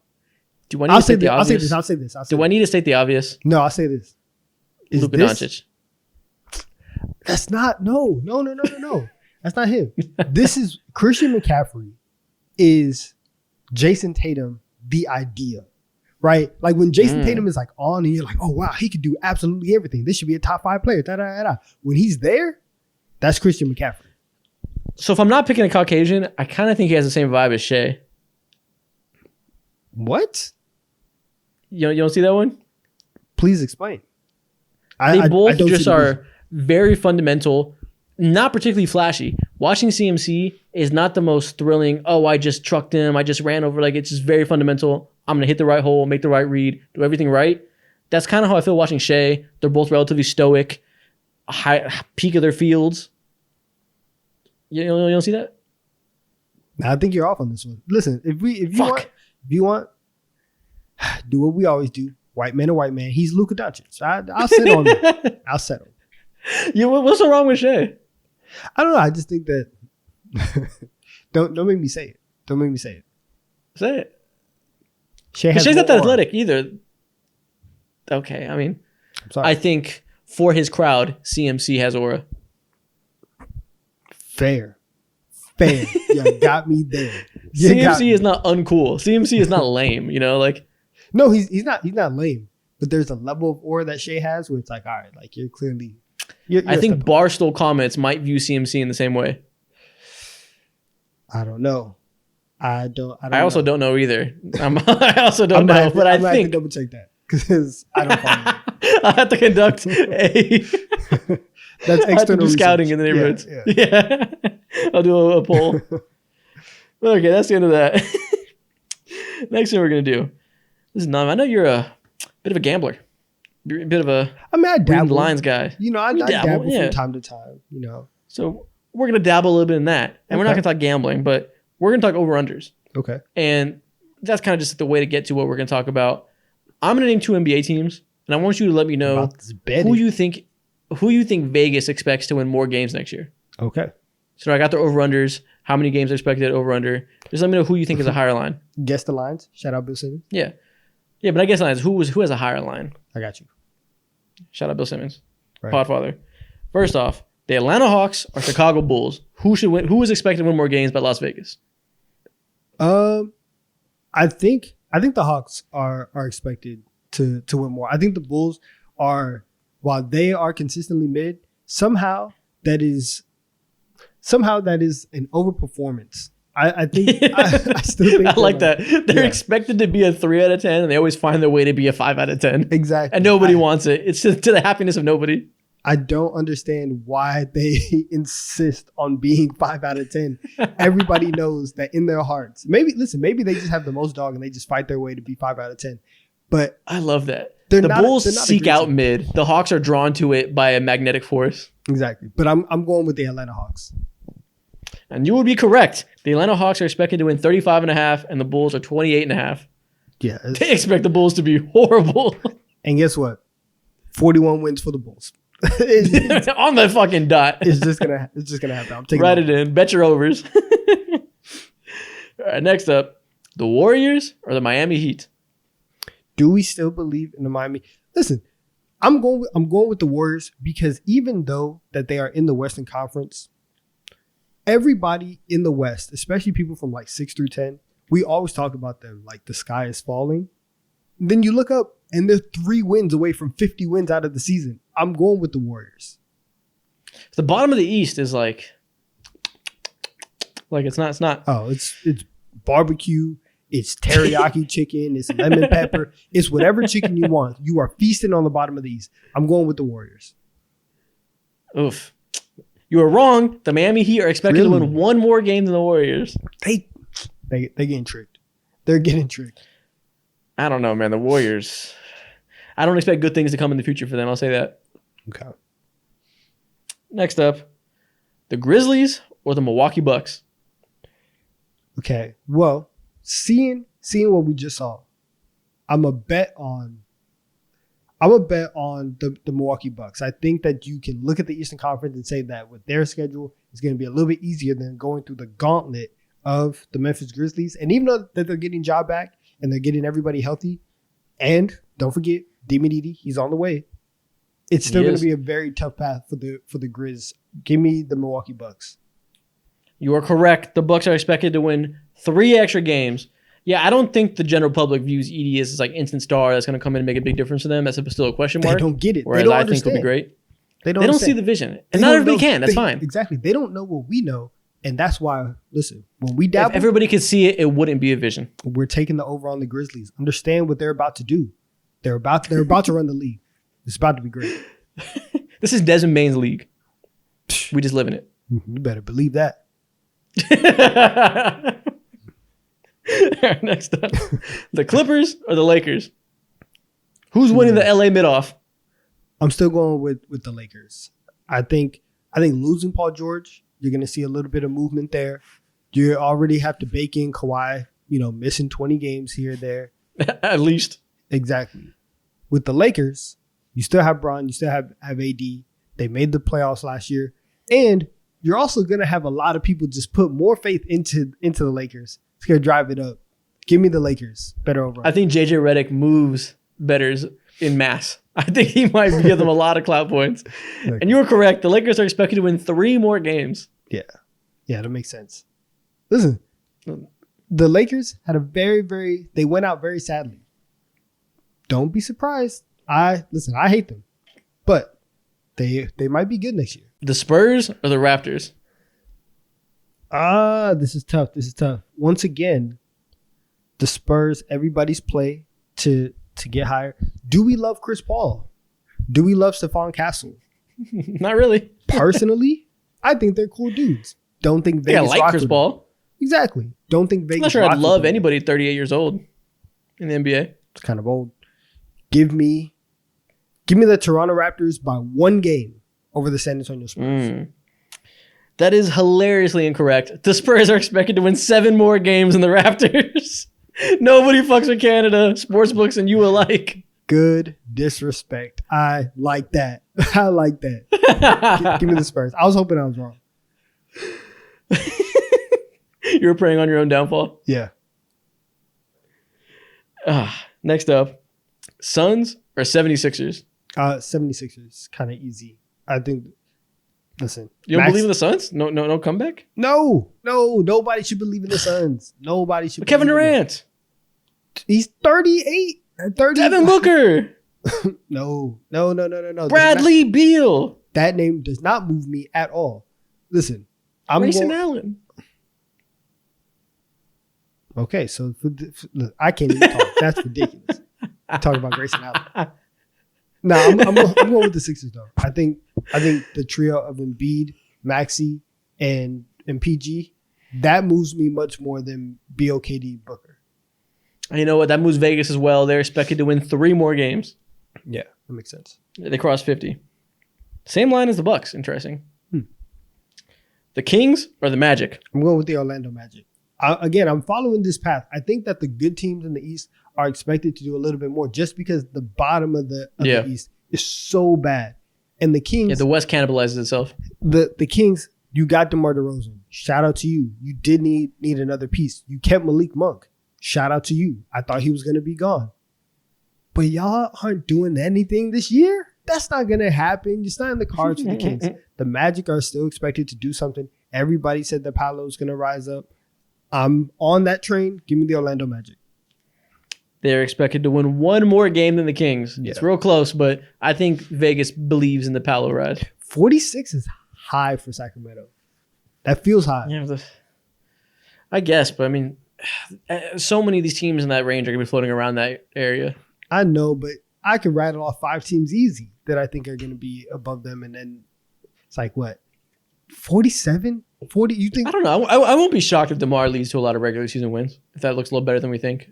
Now, will that lead to playoff wins? I don't necessarily think so, but I won't be shocked if it's a playoff success, relatively. 47 is a lot, man.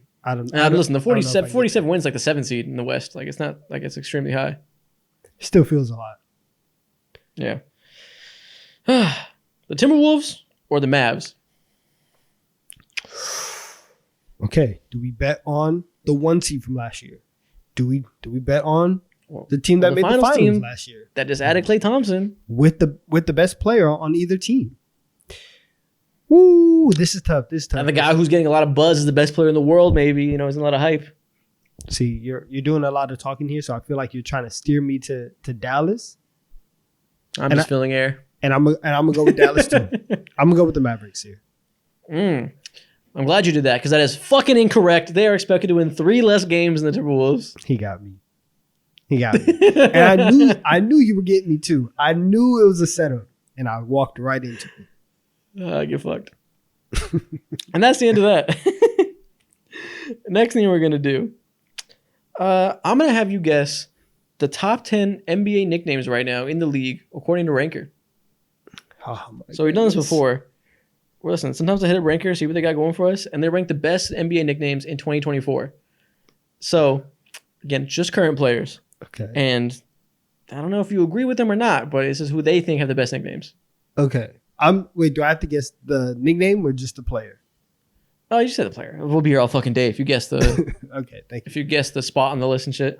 But I mean, it's everybody's nickname, so you can kind of say the nickname. Yeah, you don't gotta guess where it is on the list. Okay, so real simple. 1 through 10, guess the top 10 nicknames according to Ranker. Okay. Number 1, well, forget it. King James for LeBron. King James is number 8. Thank goodness. Chef Curry, Steph. Chef Curry is obviously on this list. He is number 3. Thank you. I honestly thought he'd be higher than number 3. Do we have?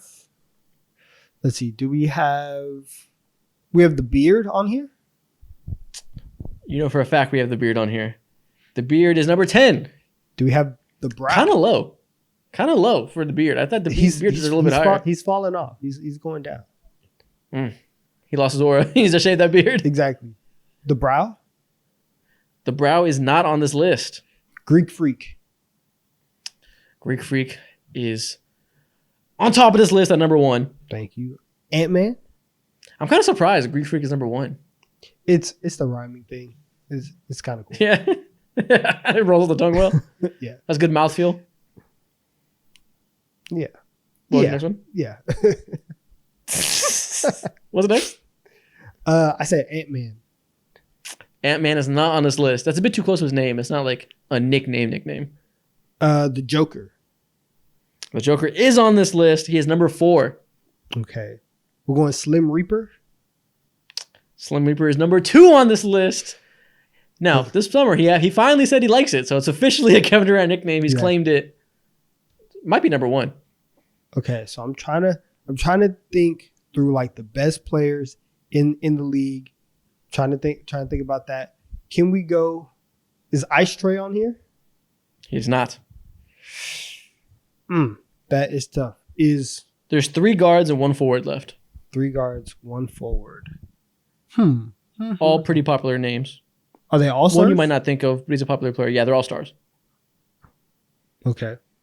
3 are very popular nicknames. One you might not think about, but he's a very popular player. D-Book? D-Book is not on here. That's not a nickname. That's just a name. Listen. No, I'm not gonna lie. That was kind of stupid of me. That was kind of dumb. Can we go with the process for Joel Embiid? Ooh, the process did not make this list. What are we talking? We're talking about pool party? Jordan Poole? No, dude, there's just such easy ones left. Brody?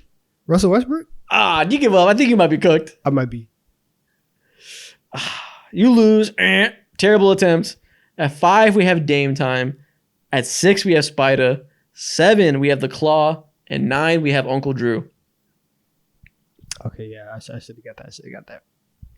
Yeah, not That's your fair. finest showing. That's fair. That's fair. You want to apologize to the people? I mean, listen, I forgot about Kawhi. He barely played. So That's your reasoning? You get 1 pass. The other 3. Dame Time should have been super easy. I guess so. If I guess book, I should have guessed Dame Time. A book. My bad. All right, next thing we're gonna do. We've done games in the past where I name an NBA player right now, and we talk about who would rather build around them versus their peers. We're gonna do a variation of that with all-time players, and we're doing Allen Iverson today. And instead of me going Allen Iverson versus so and so and so and so and like listing players who you'd rather have, we're gonna put these players through like a level of sort. A gauntlet. I'm going to have 5 players in a row, a gauntlet per se. I'm going to have 5 players with increasing levels of skill, and we're going to see how high he can rank if he can get to the top with one of the best players in the world. Okay. So it's kind of the same thing, but it's a level system, not necessarily just random names. Let's roll. So, without further ado, would Allen Iverson be better or worse than these modern NBA stars? For level 1, we got Trae Young. All right. So the initial reaction is to say yes, obviously, because Allen Iverson is And I think that's the right reaction. He would be better than Trae Young. Yes, I'm taking Allen Iverson. Yeah. Listen, level 1's a layup. He'd be better than Trae Young. I feel very safe saying that, as much as I like Trae Young. Yes. Listen, Trae Young is he's overhated right now. But Allen Iverson. He's extremely underrated, but this is Allen Iverson. Exactly. Okay. Level 2, Jaylen Brown. Yeah. Finals MVP. Yes, I'm still taking Allen Iverson over Jaylen Brown. That is pretty clear cut to me. Now, this is where we're gonna start getting dicey, because obviously Jaylen Brown can fit into any system. Amazing two-way player, like you said, Finals MVP, can do a lot. But again, this is the answer. This is Allen Iverson. We can't disrespect. The game's about a bucket. You said it yourself. Multiple times, and Allen Iverson gets that. I fucking hate myself for saying that. Level 3, Devin Booker. Now listen, this is an interesting one. Don't do it. I'm still going Allen Iverson, but I have to think about it. I don't think I have to think about it. I think that one aspect. I didn't think that long. That's but fair. I instantly said yes to the other guys. I'm at least going to consider I'm at least going to consider Devin Booker's versatility. Before I go with Allen Iverson because he's a fucking bucket. Thank you. You can keep all that nerd stuff. I'm talking about buckets here. I don't care about versatility, portability, scalability. I don't care about none of that. I care about buckets. None of the abilities? I don't care about buckets. Dweebs. Nah, give me Allen Iverson, man. Wait till I get the tangibility of his off-ball I don't movement. care Then about what? none of that. Okay. Level 4. We got Shea Gilgeous-Alexander. Oh no. That was interesting. That was tough. This is the modern NBA. Shea is the most efficient driver in the NBA. Would that be Allen Iverson with spacing? This is modern day Allen Iverson. Just Look. slower. Listen, this is so hard. This is so hard. It's hard because defensively, listen, I know Allen Iverson led the league in steals and everything. Shea's a better defender. That's that John Stockton stuff. Allen Iverson would tell you to your face that he was not a good defender. Yeah. And Allen Iverson was obviously way less efficient, but that's the era. He would be a lot more efficient today with elite spacing around him. But would he be Shea as a scorer? He could be. It's not crazy. I think if you were to make the point on Shea's defense, hey, you got me there, right? You got me there. I think if we are just talking about scoring and you are giving Allen Iverson the benefit of the doubt that he's going to be more efficient today, I do think that you have to go with Allen Iverson. But it's not just scoring. Who's a better player? They're trying to mental gymnastics it. Who was the better player? Who would you want on your team? I'm going to tell you, stop putting me in these positions because I don't like to do this. Take a stand.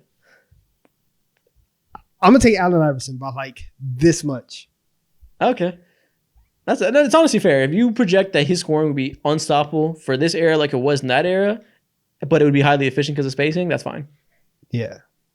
Again. So at level 5, we got Luka Doncic. All right. He got it. This is where I draw the line. Allen, you had a great run. AI, you're awesome. This is where I take the stand. It's Luka Doncic. We got to take it. Yeah. You had a great run. You could be the 8th best player in the league, maybe the 6th best. You're not going to be a top 2 player like Luka is. Oh, man, that's so tough. That is so tough. But Luka, this guy just does it all, man. There's nothing that he can't do. Different. Okay, man, that's the end of that. Listen, level 4 for Allen Iverson is pretty good. Well, yeah, I want to keep running this back. Isn't bad. Shea's a hard one. Like that's about who we'd be, like the 5th or 6th best player in the world.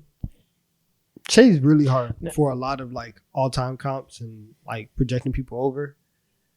Yeah, because he hasn't been doing it that long yet, but like he's incredible. Like he's just 35-5 every night with good defense. Just like 2nd in MVP. Yeah. Once he makes some deep conference finals runs and like maybe gets an MVP, it's gonna be easier to stomach these type of things. After he wins the finals this year. Yeah, type shit. Like we might look back next year and be like, oh, we definitely rather have Shea than Allen Iverson. Tight. Like, it might be a different conversation. Tight. But okay, we got one more TikTok left. One more. And to do this one, to execute it well, I'm going to bring in, for the 2nd time this episode, producer Nikhil. What we're going to do today is we're going to do a trivia game. You know, there's only 2 of us here. Mm-hmm. There's no Mo. So we got to take advantage of that. And we got to go one-on-one. Hell in a cell. Oh. Who can answer trivia questions better, me or you? Oklahoma drill. Let's roll. Yeah, Oklahoma drill. Hat on a hat. We're going at it. And yeah, Nikhil's going to be the host of it. Hat on the hat. That's great. Okay, so Nikhil, what are we going to do? What are we guessing? All right, y'all. Listen, so Mo prepped a variety of trivia questions. It's pretty scattered. So I made a slideshow. Mo did it for you. Yeah. Okay, listen. He's not here, but his impact is felt. Exactly. I feel him every day. Oh, right. My God. So the first question. This guy's crazy. Who do you think has a higher career high? Between?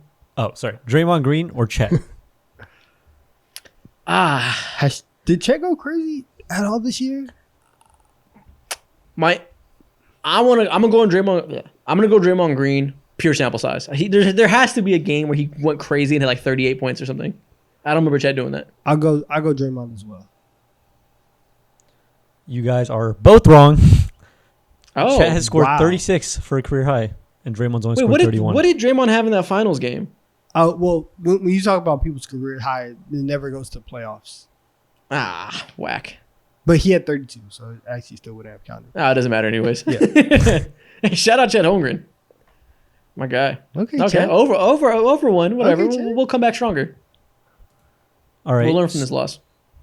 So who do you think has more career 3-pointers? Kyle We're ta- Korver or LeBron James? We're talking about career. LeBron James. LeBron. LeBron James. LeBron got it.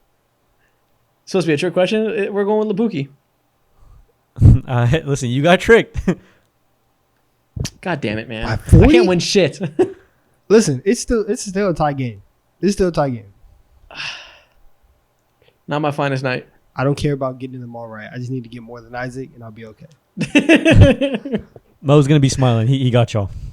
Ah, motherfucker. This guy. All right. Who has more? Bozo. Fucked up the Bozo slideshow. We alert. see the answer. Bozo Oh, alert. this is terrible. Bozo. All right, so going on to the next question. Which player holds the record for the most career points scored in the NBA playoffs without winning a championship? In the playoffs without winning a championship. So who played for a long time? So they never had one. It's Oh, not is this before winning a Carmelo? championship. This is Carmelo. It's a good answer. My bad. Ah. It's not Carmelo. Nasty Man. My bad. There you go, I'm you sorry. fucking sicko. I'm sorry. It's either Nasty Man or James Harden. Nasty Man had a lot of playoff runs though. No, let me not try to do the same answer as you. I got James Harden. The answer is Charles Barkley. That was Oh my that was God, my we second can't guess. get That was my anything. second guess. We suck at trivia. The first to 1 point wins. Got to get one on the board. It said Where's defensive Nerd Sesh when struggle. you need them? That's all it is. It's just good defense. Okay, what's next? First point wins, man. All right. Who's the first player to record a triple-double in a regular season game after turning 40 years old? After turning 40 years old. So who's played into the 40? Who's played after 40? I mean, John Stockton, I guess. It can't. LeBron can't be. Not the many guys first. played until they're 40 and were able to get 10 assists. I gotta go John Stockton. Is it somehow Vince Carter? I hope not. What? It's either John Stockton or Jason Kidd, but I'll go John Stockton. Who is it? Reveal. He said Vince Carter. Ah, I should have went with Jason Kidd. 0-0 battle. This is the worst game of trivia of all time. Ah.